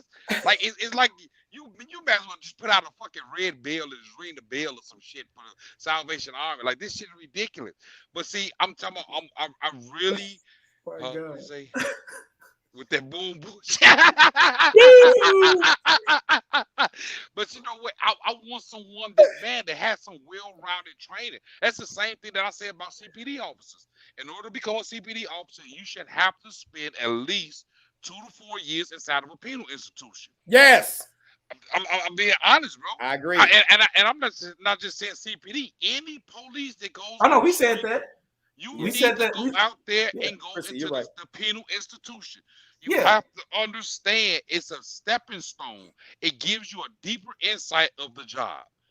And if all you've been doing is playing with paintbrushes all your fucking life, now you want to play with pistols. I'm sorry, I'm not coming. Like, I don't want to be there. And the thing Sorry, is not sorry. Marquise, I happen to agree with you wholeheartedly when you said that there are people who have been operators, who have been police officers. They're great at what they do, but they don't know how to teach it because the problem is they teach from where they are, not where the student is. Mm-hmm. And they don't know how to translate this to build them up to this. They're like they forgot before you were a SEAL, you were in the Navy. You had to go through boot camp. And then the thing is, when you look at SEALs, right, when you go and look at what family background they come from, used to be cattle ranchers, used to be this, used to be that. So your value system is contextually different. You were built to be this. Like, not everyone in the Navy can be a SEAL. I'll give you this. Not every police officer can be SWAT, because to be SWAT, you got to be a thinking person. If all you sit there and say, if all you do is you talk gun knowledge, SWAT don't even want you, because it's more to it than just that. You got to be a thinking person, right? Go to Jocko Willnick's podcast where he talked about this. I want my shooters to be thinkers. Think about it. What is the T in SWAT? Tactics. Tactical. If y'all watch SWAT, they talk about the special weapons. Yes, but it's still tactics. Special weapons. I'm sorry, John. No, I was just saying special weapons and tactics. Yeah, you gotta have tactics. You can't just be a dude with a gun because that shit don't count. And the same thing for being in protection details. You just can't be a dude who know how to fight and have a gun. You gotta look good in the suit. You gotta be able to handle yourself, and you have to be able to make your client look good at all times. And even then, that's where I talk about in my classes, because you know what I mean. Yes, I'm ex-military, and I'll sit there and tell my class. So because I'm ex-military, does that make me a good concealed carry instructor? And right, of course, everybody that starts shaking their head, yes. They all start shaking their head, yes. I was like, no, it doesn't. I was like, majority of people in the military, and I let me take that back. I said there's a certain portion of the military that has never even touched a gun. Yes, you're right. You're not wrong. You're right. You know what I mean? There's a good number that's never even touched a gun. If it's not your ability, then majority of military minus SF, everything they do is overt. Everyone and their mother knows what they do. They're in uniforms. They're walking around with firearms exposed. They're not concealing it. Nope. Unless you're in the SF world, different story. Different story. Okay? Yep. Different story. And SF world on a detail. And that's what I mean. I'm not going to get into the aspect because most people are trying to probably figure out what I mean by SF at the moment. San Francisco. But then I go to the next thing. I'm like, okay, I was a contractor overseas. Does that make me proficient with concealed carry? They're all shaking their heads. Yes. No, it doesn't. Again, majority of what I was doing was overt. I'll give you one better. I was an MP. That don't make you good with concealed carry, because at the end of shift, you turned your M9 or whatever into the arms room. Yep. You didn't take it home with you. Now, what I did tell them is that obviously what I did in the military and what I did as a contractor, did it give me tactics? Absolutely. Did it give me experience? Absolutely. Did it give me knowledge? Absolutely. But that doesn't make me proficient in concealed carry. Now, I did celebrity, VIP, executive protection, you know what I mean, for a long time afterwards. Did I get a decent amount of concealed training from that? Absolutely. Yep. Because it is my job to blend in and look like I'm just a random ass person. Yep. But being able to be ready to fight at a split second's notice, and I don't mean by fight, I mean I fight while getting my principle out. Yes. Yep. And it also depends on where I'm at on the team.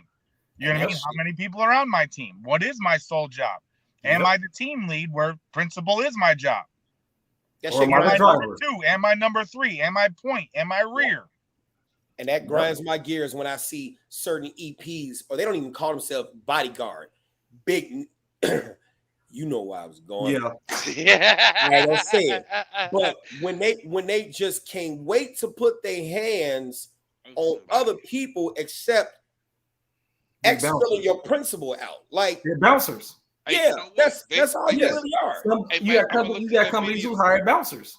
I'm gonna find that video. They just had a video of some rapper that had some. Well, It, that's where I mean, Yes. to be honest, And a dude lot got of launched. rappers Right. Yeah. And dude got launched off the stage. Man, Yes. yes. Dude. and And I this was is like, very common in the rap world. You know what I mean? They want the physical presence of the 6 They foot, want the biggest. 400-pound. Yes. no neck. Yeah, Man. that's what they want. And Which if you- okay, you say if you the want shoulders. to, if you have that body style and you want that lifestyle, then so be it. But not Mhm. everyone's 6'8", 400+ pounds. Some of us want to live a little bit more of a quiet life. We've done enough high speed shit in our life where we want to step it down a step or two. We still want to be close to the fight, but I don't need to be up in the shit. No. And the best EP jobs, I'm so sorry, are the most quiet ones. Oh my God. Yes. I love a quiet detail. Man, and then you always have the young guys, man, dude, this boring. This Shit, boy, kid. man, hey, We good. that's the young, This life. them young gunners. When I was on the detail out there at UP with the mayor, I loved it. I loved it. It's like I went on a date with her every day. I loved it. Drive you where you gotta go. I'm sorry, what mayor is this? Stop. Don't worry about it. Drive you where you gotta go. Make sure you get in there safe. Blend in. Make sure you eat good. Get back home. It's just one of those things where it's like I don't have to pull my firearm. I ain't got to worry about the rah crap. I ain't got to worry about who's running up on you. That's the best, and I get a good paycheck at the end of the day. I'm loving it. I'm loving it. I just But hope then it was you an got- attractive mayor, though. I'm just saying. Then you got these guys that want to walk around and I'm talking about they push folk out the way, grabbing folk by the neck, and all while they doing that, guess what? They're the person that they're supposed to be protecting is standing there looking lost as hell. Just standing Now, there in the middle those of of shit. you who might have just chimed in, what we're talking about is the perspectives in our personal experiences, which helped us to teach concealed carry better. Is that we have experiences where we have to make sure our firearms are well hidden and we're not even thinking about using them because we don't want to cause embarrassment to the people around us. Just so y'all, just for anyone who chimed in late, okay? We're not just bragging on ourselves. We're talking about literal life events that made us better in teaching concealed carry. I'm gonna Okay. tell Well, you. and I mean, across the board, it's one of those things like kind of where we talked about with JG earlier. Like, how do you know if somebody's a good instructor or not? Well, call them up and ask them what their experience is. You know what I mean? Now, granted, anyone can say anything underneath the damn sun. You know what I mean? How many instructors are we out there? I know, you know what I mean, are red cell operators. Those who don't know, none of them lived. Red cell's dead. Right. But Wow. they're the only survivor of red cell. You know what I mean? Like, Right. they're the ones that made it. The people who look like us, old. So We are old men yeah, in they a can young man's game. You can be like, damn, that's badass. I don't know shit about red cell, but that's fucking badass. Mm-hmm. So Uh-oh. you just got to do more. A lot of questions. That you know what I mean? Look at reviews. You know what I mean? Call around, see if anyone else has heard of them. I mean, fuck. Hey, Yeah. yo, I hate to chime in on this. Out west, they said a 4-year-old just fired upon a police officer that was taking somebody into custody. I'm sorry. A You said what? 4-year-old? A 4-year-old fired a firearm at the police officers while they was taking someone into custody at a McDonald's. Just now? Like they just shot across coming up on the 10 o'clock news. Oh, letting you know. no. A 4-year-old. Wow. A 4-year-old. See, y'all, this is what I be talking about. Our minds and our eyes are all over the place of daily news, daily events, current events, the things that's going on. And you know, again, finding a good instructor is really hard. Finding an instructor is very easy. A good instructor is a difficult task. You know, I wish everybody was in the game that's in the game was, you know, took the craft to another level and really put their all into it, but unfortunately, it's not. It's just like any other job that you go to, McDonald's, Don't be Burger trying to King, figure out who Marquise is. anything else. You said people trying to figure out who Marquise is. Nah, I'm just looking at the comments. Keep going. Oh, Keep going. you know, it's just like anything else you go to. You gonna go to McDonald's. You're gonna get somebody that really loves to make your burgers the right way. You're gonna get somebody that's just there for a paycheck. Unfortunately, it's just one of those things. You got to shop around. Yeah, I will say this though. One of the things that made me a more fine-tuned instructor is teaching things from the anger management perspective too. I love that. Ooh, don't get me wrong. The gun shit is cool. I love it, live for it. But I love when I can teach my students things about their personal life that could motivate them to get into conflict. Because I think that's the better conflict avoidance is learning how to avoid the conflict within. Boy, that's Let deep. that shit Very, drop. very deep. That's That goes back to that famous question. What would you do if you didn't have that gun? I swear to God. What would you do if you had no gun to use? Would you stick out your vest, stick out your chest if you weren't wearing that vest? And Right. that right there is a very, very deep conversation that a lot of people, after I teach them the class or after we going through the class, and I bring that up a little later on, doing scenarios, and they ask everybody have this blank, knowing headlights look on their face. Because it's one of those things that resonate. Everybody has this. I'm going to class. I'm gonna have my GAT. I'm gonna be able to do this, that, and the other, third. But then when you go to the conflict resolution portion of it, what would you do if you didn't have that firearm? That right there is one of the eye openers for a lot of people. Because let's be honest, most people that come to your class, to my class, are older. So that means you went through all these years of your life without it. Now all of a sudden you're going to get it. I understand why, but then again, if what it say, if you were scared to go down there in Pilsen or Argyle Gardens, be scared with a gun to go over there in Argyle Gardens. Jeremy said, should have talked about CCW insurance. I believe it's a must have. I would say the top two would have to be, and this is in no particular order, because it depends on who you ask. CCW Safe and USCCA. Those would be among the top two that I would recommend. Yeah. And that's, y'all want to say that conversation for next week? We can talk about it now. Well, next week, it don't matter. Yeah. I say so I would say this. Your concealed carry insurance will probably be better based on the state you're in. Mm-hmm. If you don't travel, or if you do travel, do you actually carry a gun all the time? Mm-hmm. Is your insurance specifically for firearm related incidents or all self-defense? Mm-hmm. Does it also cover knives? Because the only reason why I got the USCCA was because I always carried a knife before I carried a gun. And me personally, I like filleting people versus shooting people because it's a lot more fun. Stab my business is none of you guys' business. No, Marquise cut me up. Marquise cut me up several times. So shit. Marquise, this has been recorded. You better stop saying that. This is true, right? I just realized that. Yeah. He was not talking about people. People is a. It's about fish, like filet of fish. Yes. Captain D's, please. All right. No,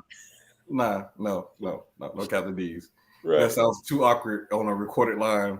But there's a Captain Right. There's a Captain D's on 147th before you get to Kedzie. So that's bonafide. Right. Because I don't know, you might have a bird watching.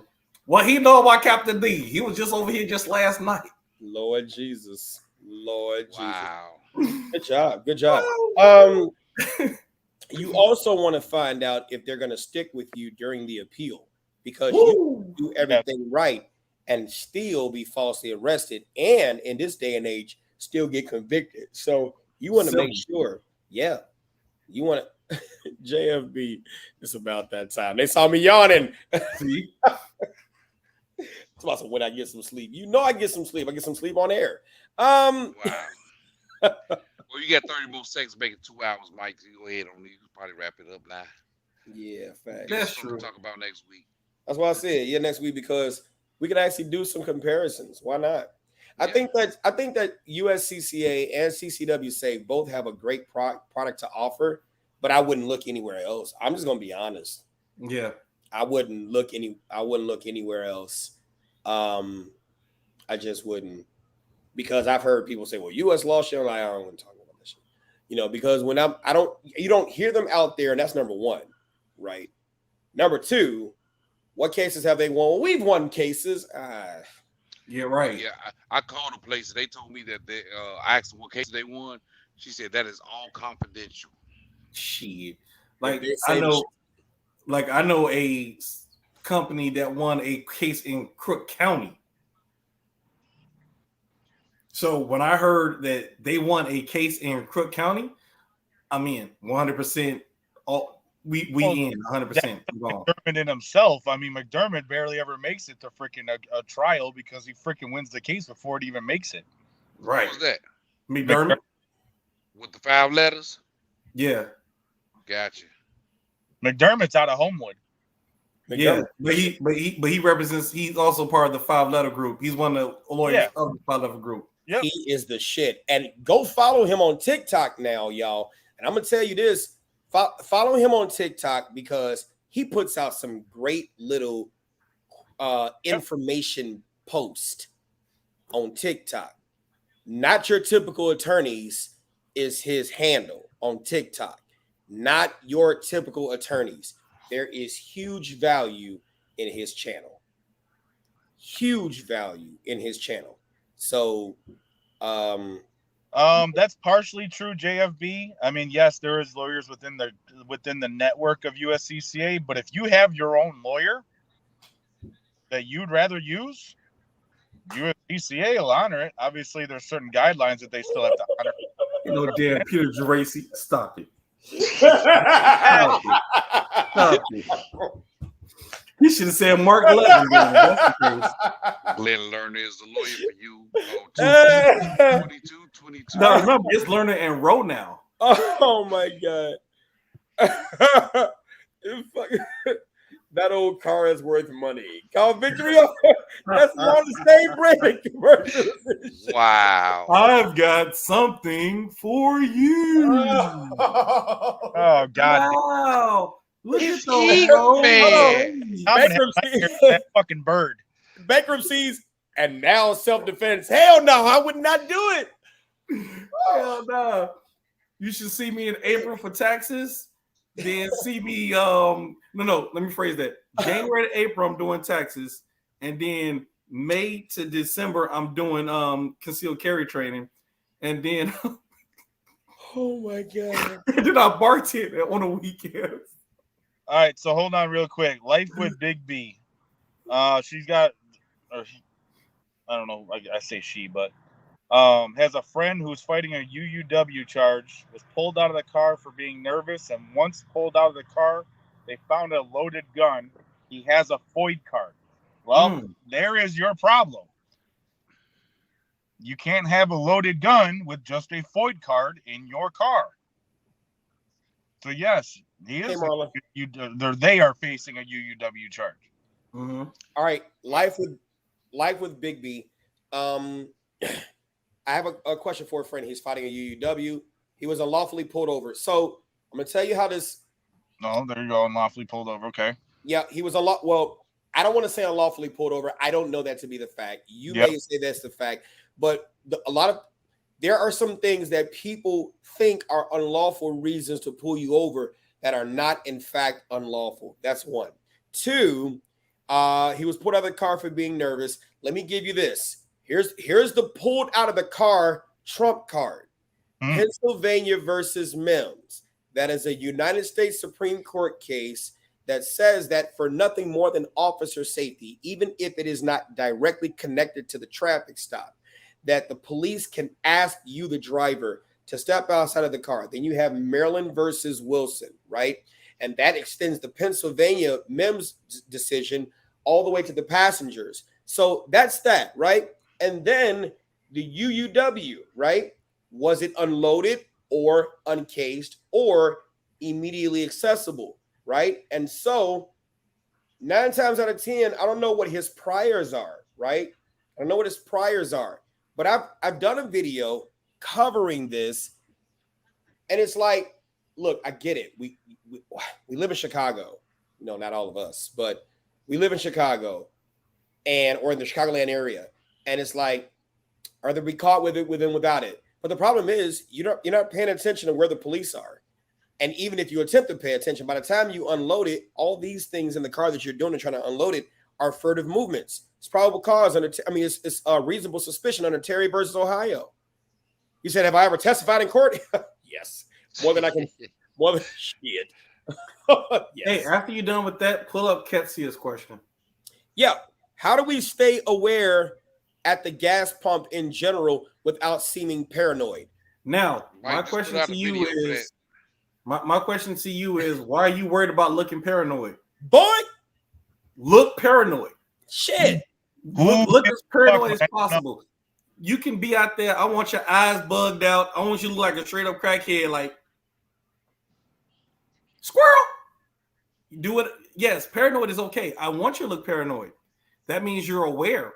A person you make eye contact with is less likely to come mess with you because now you can identify them. Mm-hmm. Mm-hmm. So look paranoid. Pretty please with sugar on top.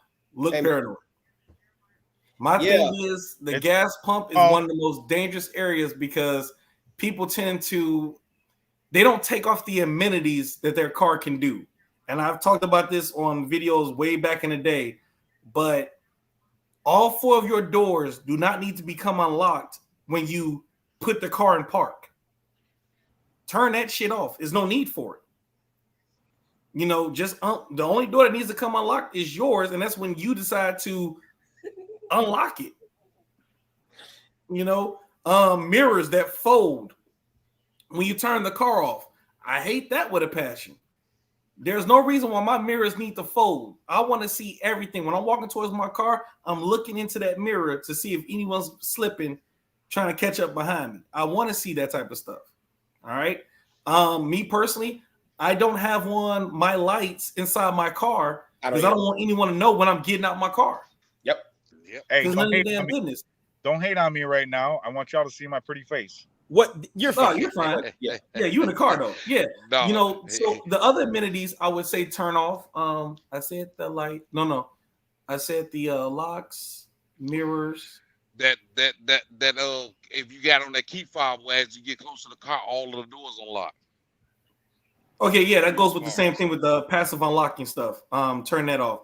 The other thing too, stop double clicking your mouse to open up the damn car. Wait till you're next to your door and unlock your door. There's no reason to constantly press your buttons when you can't see the other side of the car and someone can sneak in your car before you get into it. Look in the back seat as you approach because somebody could have gotten in your car and they could be in the back seat. I'm trying to figure out how the hell they got in the first place. I ain't gonna be lying to you. I used to be a repo guy. Matter of fact, even right now, I have a tool to get inside of any car I want to get in right now, and I'm good at that shit. That so big yellow rod. I got that. Mike, did you do something in a previous life that we don't know about? No, in the present life. I did repo. I used to be a repossessor with money. Hey, I'm gonna get your car within 10 seconds. I'm gonna be honest with you. The quicker the better. I'm gonna say it like this: repossession. KD had a previous life. Hey, bro. I used to repo motorcycles. I used to repo. Yeah. My specialty was motorcycles. I'm gonna be honest with you. But yeah, it's just one of those things that like different things in your life make you aware of other things, and that's one of them. At the gas pump, man, don't go to the little sketchy little gas stations. Go to somewhere that's well lit. Don't go to the furthest pump away from the store. Look to see where your cameras are. Look to use the windows of the gas station to see when people are coming and walking past you. It's a lot of things that you can do. Don't stand there with holding the pump, looking just directly at your car. Like you gonna see how much gas you putting in there. You know, move around. Keep your hands out your pocket. Don't get caught with your hands in your pocket. It's a lot of things that you can do. Oh, that's my thing. My hands in my pockets. I'm usually touching a knife. But we're gonna let that go too. Yeah. But you know, some people put their hands in their pockets. They so relaxed, and then when something happens, someone come up on it. They can't defend themselves. They're not quick enough to get their hand. They don't have nothing in their pockets to pull out to defend themselves. It's a lot of things. Better not run on me when I'm pumping gas. I'm gonna spray you with some gas. And no, Star Cloud, don't put your keys in your fist. You should have one key in between your index finger and your thumb. People who taught that whole key between your fists like this, we taught them the hard way that if I grab all 4 of those keys, that I can just break your fingers. That's it. Yeah, so one key, stab, stab, stab, make it happen, make them wet, make it gone. And hell, most of y'all got the key files where you don't have a real key. And please, man, and take all them goddamn keys off your keychain. You need house key and car key. If you got, man, stop that shit. Y'all don't realize y'all fumbling for keys, trying to get inside your door, not realizing you got to go through every one of your keys like you're a prison warden from 1966. Hey, you know what? You see that challenge that they got, the Jason challenge, where somebody get out of the car and they run to the door and see how fast they get in. By the time you walk up on them, just like regular. That's why they goofy shit. Yeah. That's actually that's a variation of the name. I forget the name of the drill, but you can do it out on the range. James, I put the link in the comments. How fast to get into your car? No. So that's why I said it's a variation of the drill. So you can do this drill in the range where you have obviously a shooter and then a secondary person. They stand back to back. Are you talking about the Tula drill? The Tula drill, yes. Yeah, no. This ain't the same thing. This is literally how fast can you get inside your house if Michael Myers or Jason Voorhees was chasing you.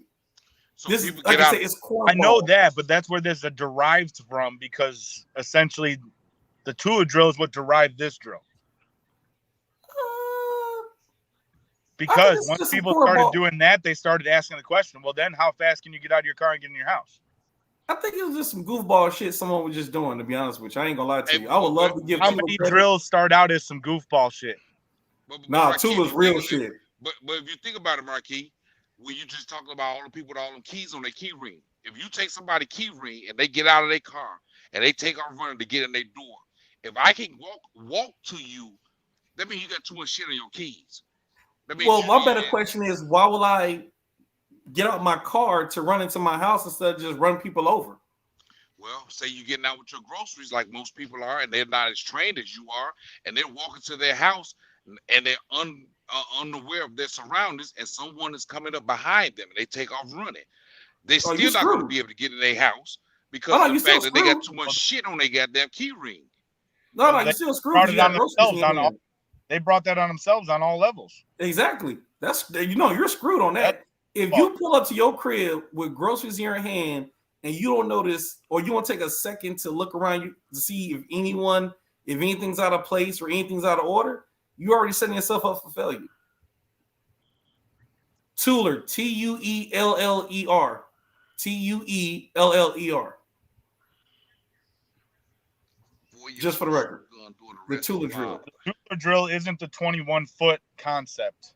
Technically, it was, but it's just. Well, I guess it was, yeah. Yeah, it was, but it was based on the fact that literally cops was literally pulling a flap and a revolver, and it was, that drill.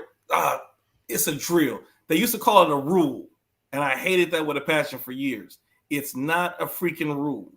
It's what's funny? It's a drill. You know what's funny is what's his face that made the Tueller. He never actually said it was a rule. Right. Someone else said it was a rule. Yeah. Yeah, oh, trust me, I know.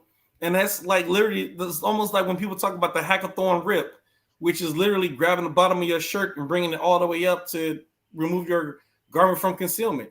Like, never put your name on anything, because God forbid if it doesn't work, it's stuck with your name. like Hunter Biden.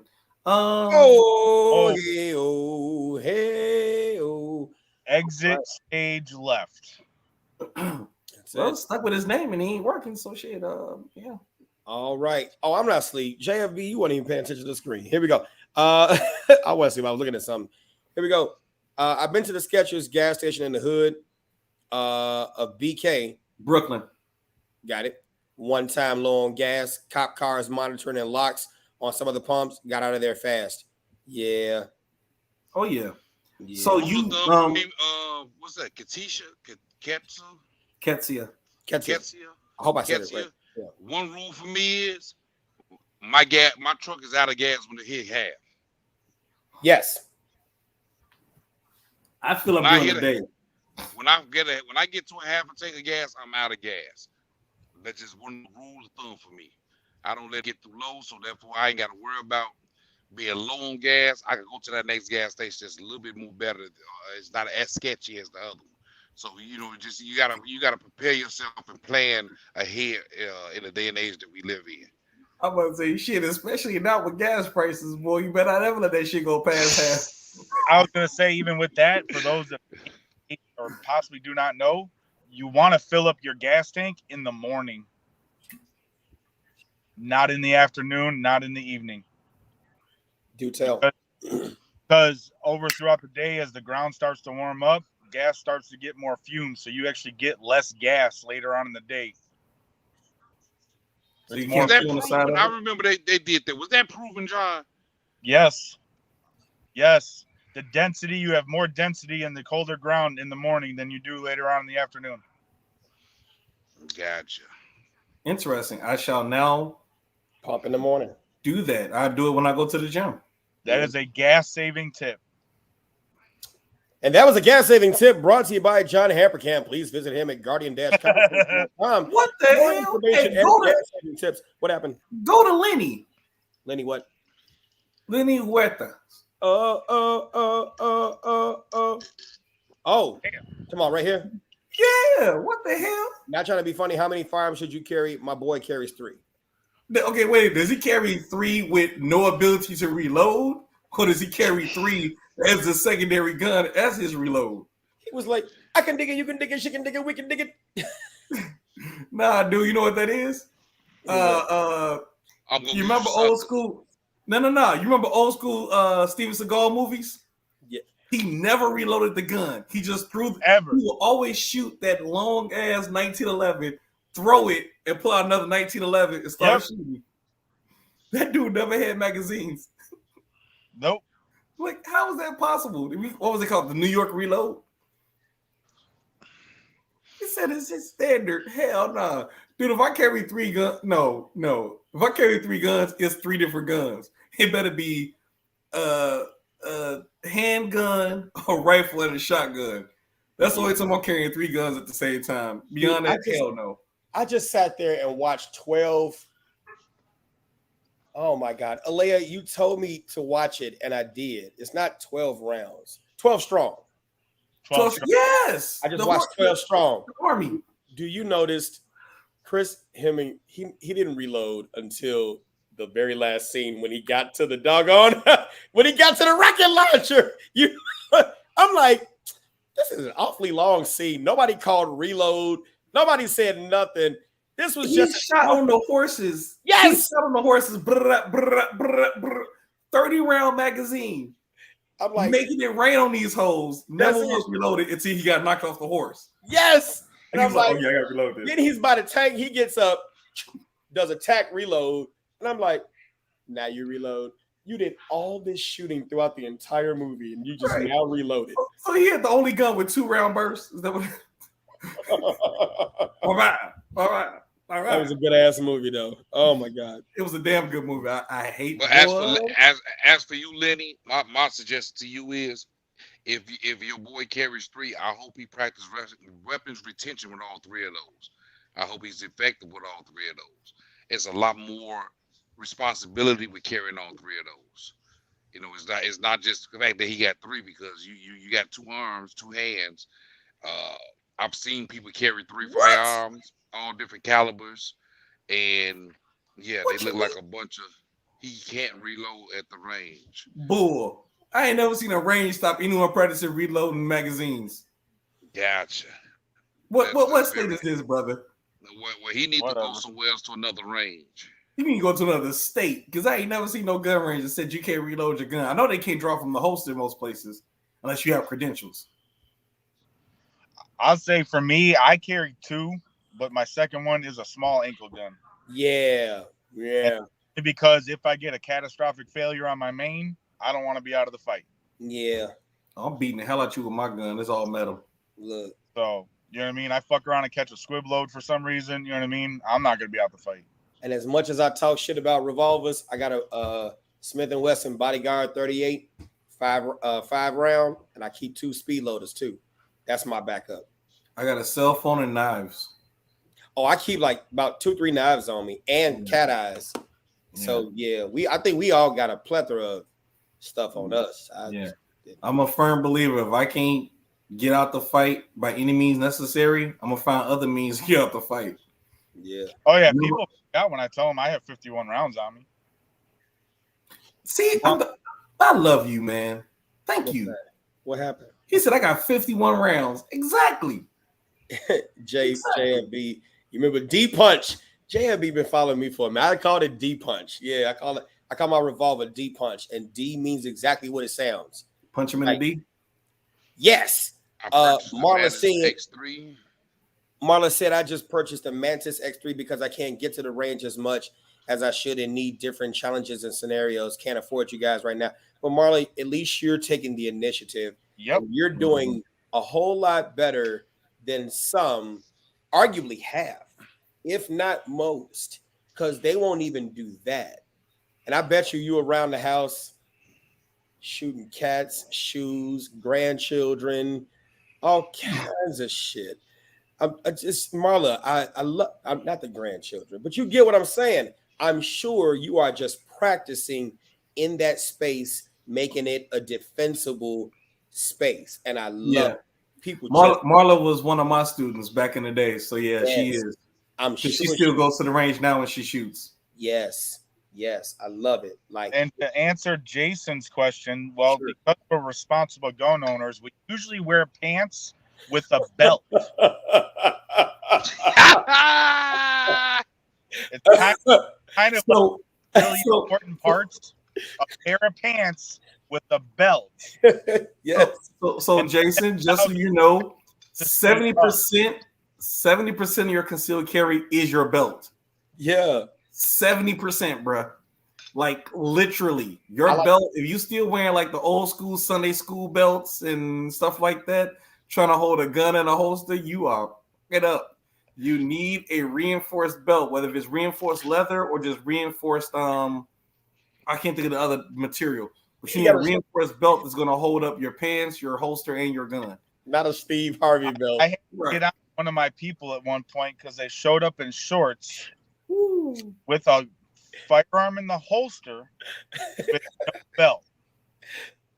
And then when they drew their firearm, the belt snapped. The holster came out with it.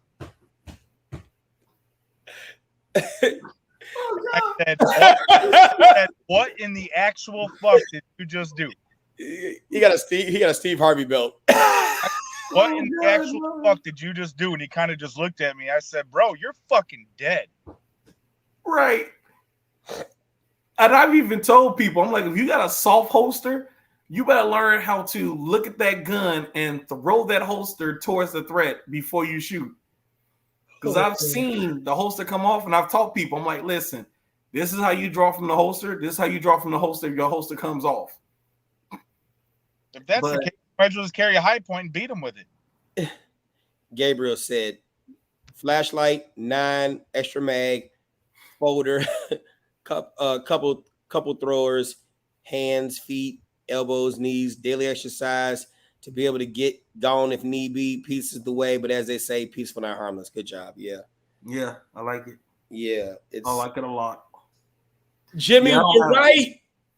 Hold on. You said sweatpants and guns don't mix, but I'm gonna tell you this, Jimmy. When I go to the gym, I'm still wearing a belt.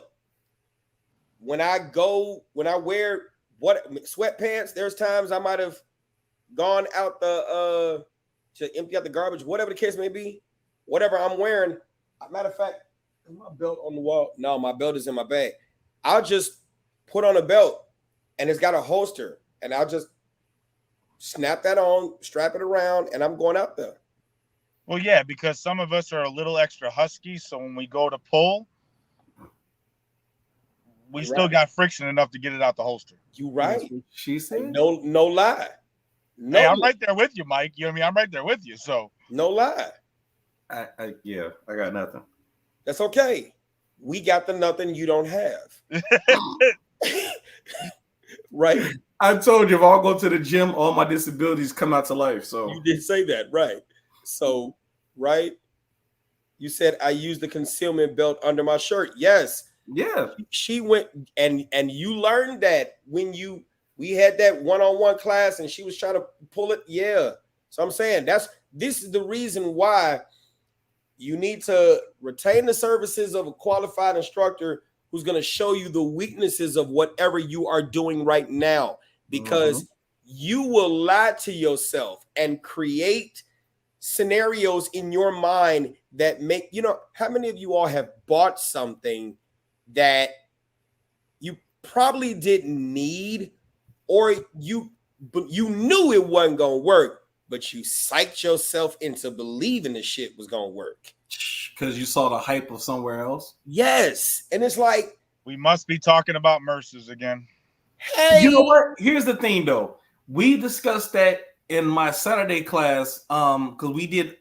So because the covert carry class is supposed to be a classroom, then range class, I just print out the PowerPoints. We discussed the various types of holsters.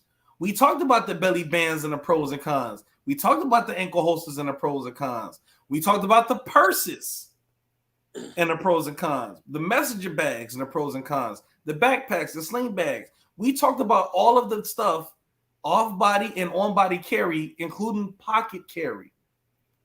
We talked about all the carries and we talked about the pros and cons. It literally depends on how you dress, your lifestyle, and what you find comfortable. Is unfortunately it just comes down to that, because there are certain people who can't wear kydex. Like, for example, depending on your level of diabetes, a hard holster will bruise and cut you up.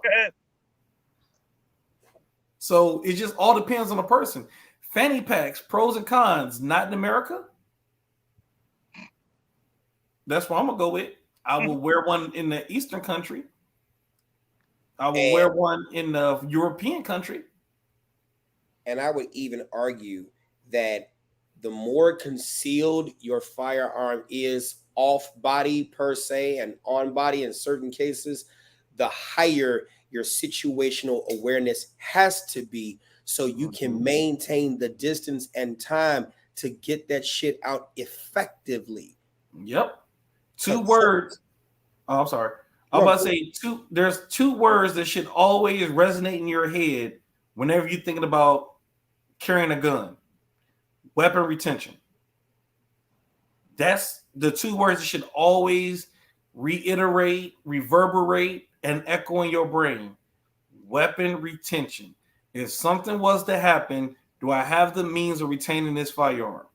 I had mentioned in the class Saturday, fanny packs. I'm like, if a person robs you, are they going to ask you for the contents in your fanny pack, or are they going to ask you for the fanny pack? The whole bag. For the whole bag. So now you just donate the gun. If someone wants to rob you of your purse, are they going to say, give me the contents of your purse, or take the whole purse? If you're wearing a sling bag, are they going to say, hey, man, only you need the laptop out your bag. Everything else you can keep. Again, just think about the retention factor. If I'm going to carry it, how am I going to retain it? That's all. And like I said, you have to do what's comfortable and right for you. And, it's sad that most people don't carry because they don't understand that there is a means to carry, because they went to a class and it wasn't discussed. Yeah. Either that or they're out there carrying riding dirty. You know what I mean? Being negligent because they have no idea what the hell they're going to encounter. They're using their pancake holster. You know what I mean? Thanks for reminding me. Perfect example what he just said. Say that one line again before you said pancake holster. Negligently? They don't know what they're going to encounter. Yes. That's what you said. We'll let that go. But it's okay. You're still my hero. You don't know what you're going to encounter. So this is a challenge I'm going to tell you guys. Play theater of the mind. Play out what you think would happen and how you would react. You can sit down anywhere, wherever you're at, and just play out a scenario in your head and how you would react. Yeah. I tell people to do this, especially at home. Yes. Because there's sorry, kid, who do what? Mental exercises. Yeah, because literally, if you really think about it, most people are always concerned about what they're gonna do on the street. 80% of the time you might use your gun, you're gonna be at home. I say 80% being nice. Because again, not to be funny, how many of y'all been involved in a shooting since you had concealed carry? How many of you had the draw since you had concealed carry? How many of y'all been pulled over since you had concealed carry? I know Mike get put over all the time because he's black, so it's cool. We will not answer that question on this panel. Yeah. But yes, that's all I said. Just put that stuff in your head, man. Think about what you're gonna do. That's why I literally in that video that I just put up about the class I just did, I'm always gonna believe these 3 things: think, move, shoot. What's the last thing? Shoot. What's the first 2? Thinking and moving. I'm not gonna draw and wait. Oh no, I'm gonna draw and get the hell out of Dodge. I want to get the hell out the way and find me some cover ASAP. Why? Because it makes sense to me to have something that can slow down or stop a bullet. Think, move, shoot. That's where I'm at in life when it comes to stuff. Mm-hmm. And that's where, like, to piggyback off of Marquise real quick, when you're doing those mental exercises, like we talk about the physical training at different points, you know what I mean? And not just firearms training, but combatives, you know what I mean? Stop the bleed courses, things like that. When you throw in the mental exercises, that's part of the myelination process to help reinforce and form those electrical synapses, those impulses of what you're supposed to do under stress. When you keep replaying those in your head, now, again, you can play out a mental exercise and it could be everything wrong that we would tell you did everything wrong, but then guess what? You still won. Yep.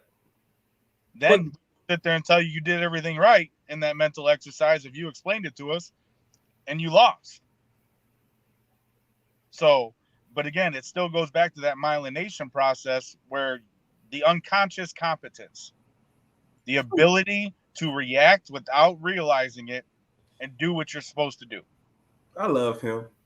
Who? John. He didn't say that bullshit term muscle memory. I'm so proud of him. Oh, dude, I haven't used that term in years. I'm still proud of you.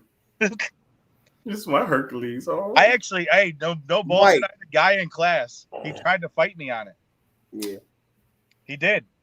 So I had to. I like Michael Monroe. Break it down for him a little bit because he was like, obviously, when I told him, you know what I mean, obviously muscles don't have memory. You know what I mean? That otherwise they would react by themselves. My arm would be flapping around doing whatever the hell it wanted at this moment.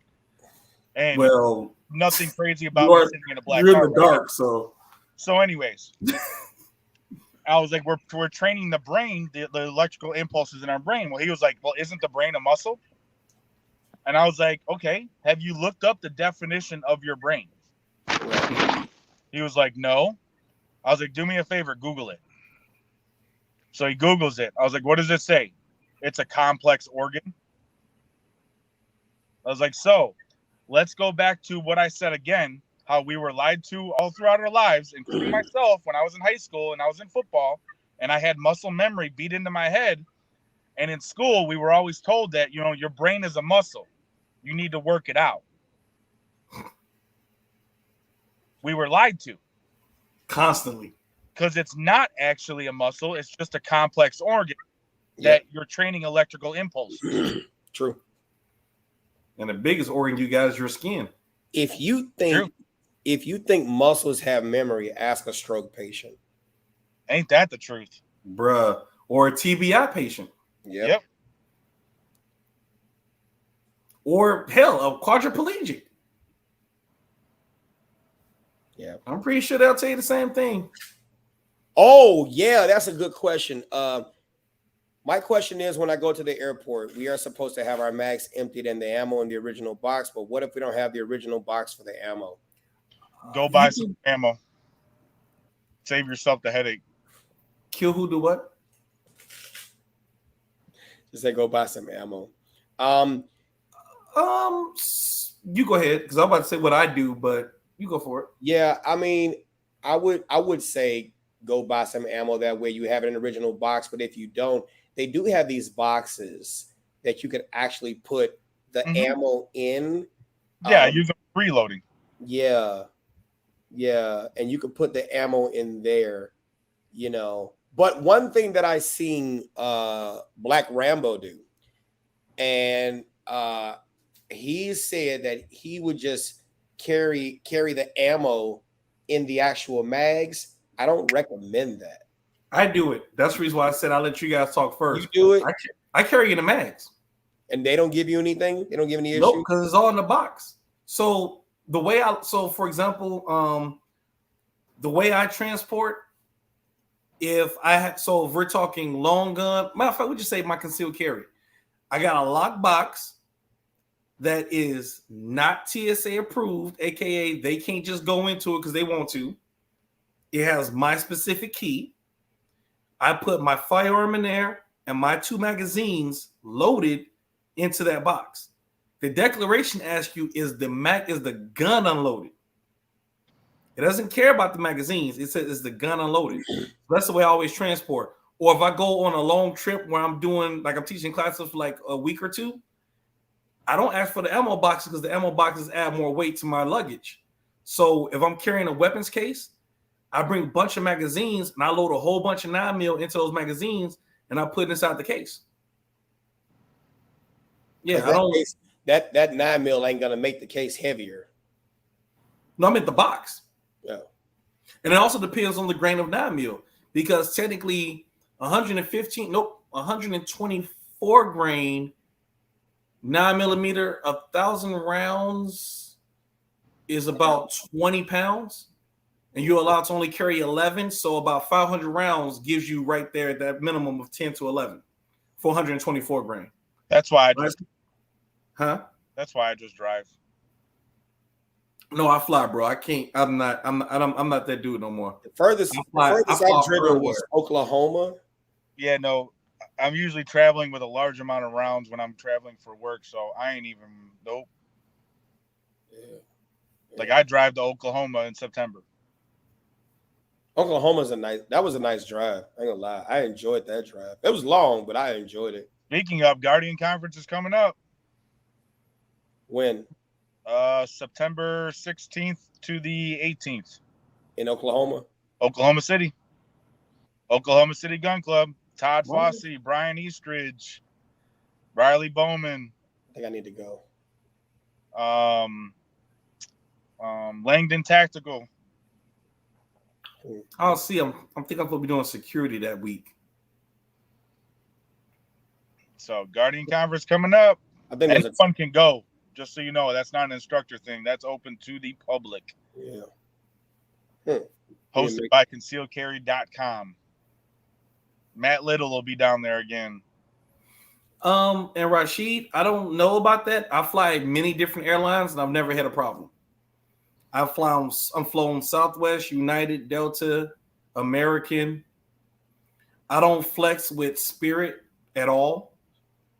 And I don't do JetBlue. You may need the Spirit. She might need this. And I used to hate JetBlue for real, man. When my clients wanted to freaking take the private JetBlue, I hated that shit. Yeah, but those are so like I said, I've always traveled the same way. But you can buy like a little, was it like $2, $10, $5 little cases that you can get from Amazon that you can put your rounds in. If you're really that concerned, but you would have to do that. But their disadvantage is that you would have to find a big enough lockbox for the gun, the ammo, and the magazines. So, yeah. All right. Final thoughts before we check out. I used to work for one of those that you don't fly. You're right. I'm telling you, I can't do JetBlue and Spirit. There's this thing with traveling. I put tracking devices in my luggage and the whole nine. I don't play with my firearms. I'm a cute boy. No, I don't play with my firearms. That's why I don't take any connecting flights. Everything I pay for is expensive because I got to take a straight flight. I can't, boy, man. You mess with OCD right now, bro. Nah. I'm that conceited. I would take a nonstop flight and pay extra just to make sure my bag is on one plane. Gray, green, cheese matter is the way the pathology report will read it. Oh, wow. She said, where do you get the tracking device from? Are you talking about like an AirTag? What I have is... Or is it that the Ring? So the one I got is through my phone company. It's literally a GPS tracker. Battery life on it is amazing. What is it called? I know it's on my phone. I let my wife use it too, so she knows where I'm at all times. Let me see. So somebody caught that. Somebody caught that. I'm about to say, come on, man. I was saying I got a tracker on my phone at all times. It's called Life 360. Oh Lord. Okay. That's how I know where all my damn kids are. Damn it! What is the name of my tracker? Now you gotta be looking. What is the name of my tracker? Come on. Okay. While we're waiting for him to find his tracker, this has been sponsored by Vagisil. Whoa, my God. I'm just playing. Yeah, so mine is called a T-Mobile Sync Up Tracker. T-Mobile Sync Up Tracker. And what happened was when they did the conversion over to 4G, a lot of our 3G trackers got removed. So they gave me a new one for free.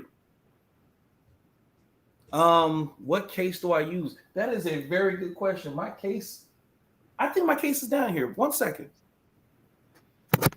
While he's going away, this moment has been brought to you by Vagisil. Ice cream, you scream, we all scream for vagina cream. Vagisil. We'll be right back. What the fuck? I'm just playing. Hey, all right. I'm gonna talk to y'all later. I gotta go to bed. I gotta get on the road tomorrow. Yeah. Now he's gonna bow out. Now he's got work. Yeah, I gotta be at work. I definitely That's gotta be it. at work tomorrow. Lockdown. Lockdown. Yep, it's called lockdownvolts.com.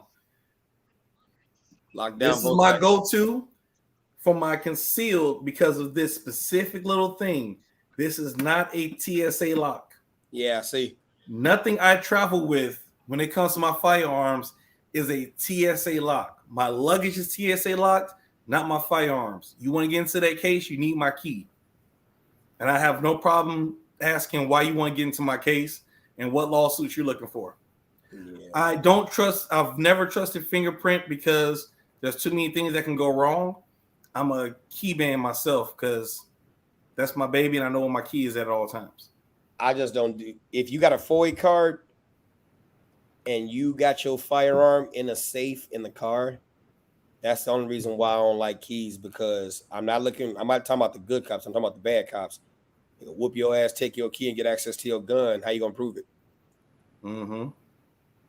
That's on. So as you can see, you find value on this channel because we are going to give you contextually different answers depending upon where you are. It matters. Which makes because I teach the same thing in my class. You know what I mean? Obviously, I talk about the small, obviously, percentage of thirsty ass cops out there.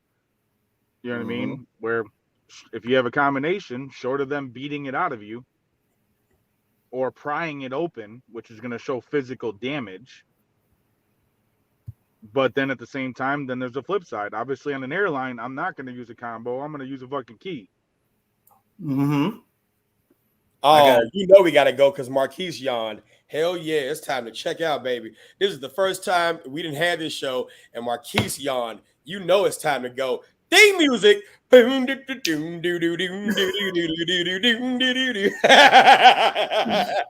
didn't even realize I did that till you said it. Like, yeah. Oh my God. Oh, I'm sorry. What question was that? Marquise, do you put your firearm box in your luggage or do you have to hand it to them when checking in? No, it's in your luggage. And what they want to, and again, what they want is sometimes, depending on the airline, they want to tape it to the case or they give it to you to put inside your luggage. It all depends on the person and it all depends on the airline. I've had both where they want to tape it onto the case themselves. And again, with this particular case, no one asked me to open it up. No one asked me to open it up, none of that stuff. Now, my bigger gun cases, when I'm teaching class out of state, yes, they have asked me to open it up because they have to put it inside the big case. They can't tape it on the outside. Yep. Y'all, we are this is I think we are on record for this being the longest show. And also post mirror. Ooh, I don't want to pronounce her name wrong. Who? Post her statement about the malfunctioning locks for the Vault-Tec.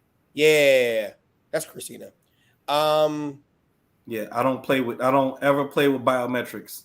Yeah, I've always said the same thing in my classes. I can't speak for anyone else, but I'm not a fan of 3 types of safes when it comes to personal protection as an AKA in the house. I'm not a fan of key only. I'm not a fan of biometric. I'm not a fan of spin dial. you better have a damn combination. Boy, and God forbid 3 to the left, 2 to the. You mean D-Lo on that shit? 2 to the left, dude. 3 to the left, 1 time. Or God forbid it's your wedding anniversary and you don't remember it. Oh. Baby, what's the anniversary? Oh, we're gonna die today. Shit. Why is your code 6969?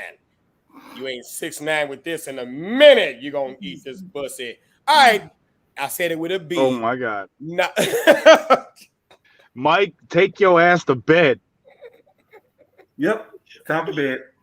Oh, Katie checked out. Oh, God. Time to go. And I said it with a B, y'all. All right. Don't let it be a comedy show. All right. Y'all have a good night. Come back again next week. Wednesday, we are out. What's going on there? This spider with you converted survival. Don't you do it. Don't you do it. Go ahead and steer. Y'all, this is because you have to understand that self-defense is as serious as this. Do every 4 minutes or 2 make a difference. one of the tactics that would decrease In the French community. all right, you got to do this. Let's give them 100. Johnny,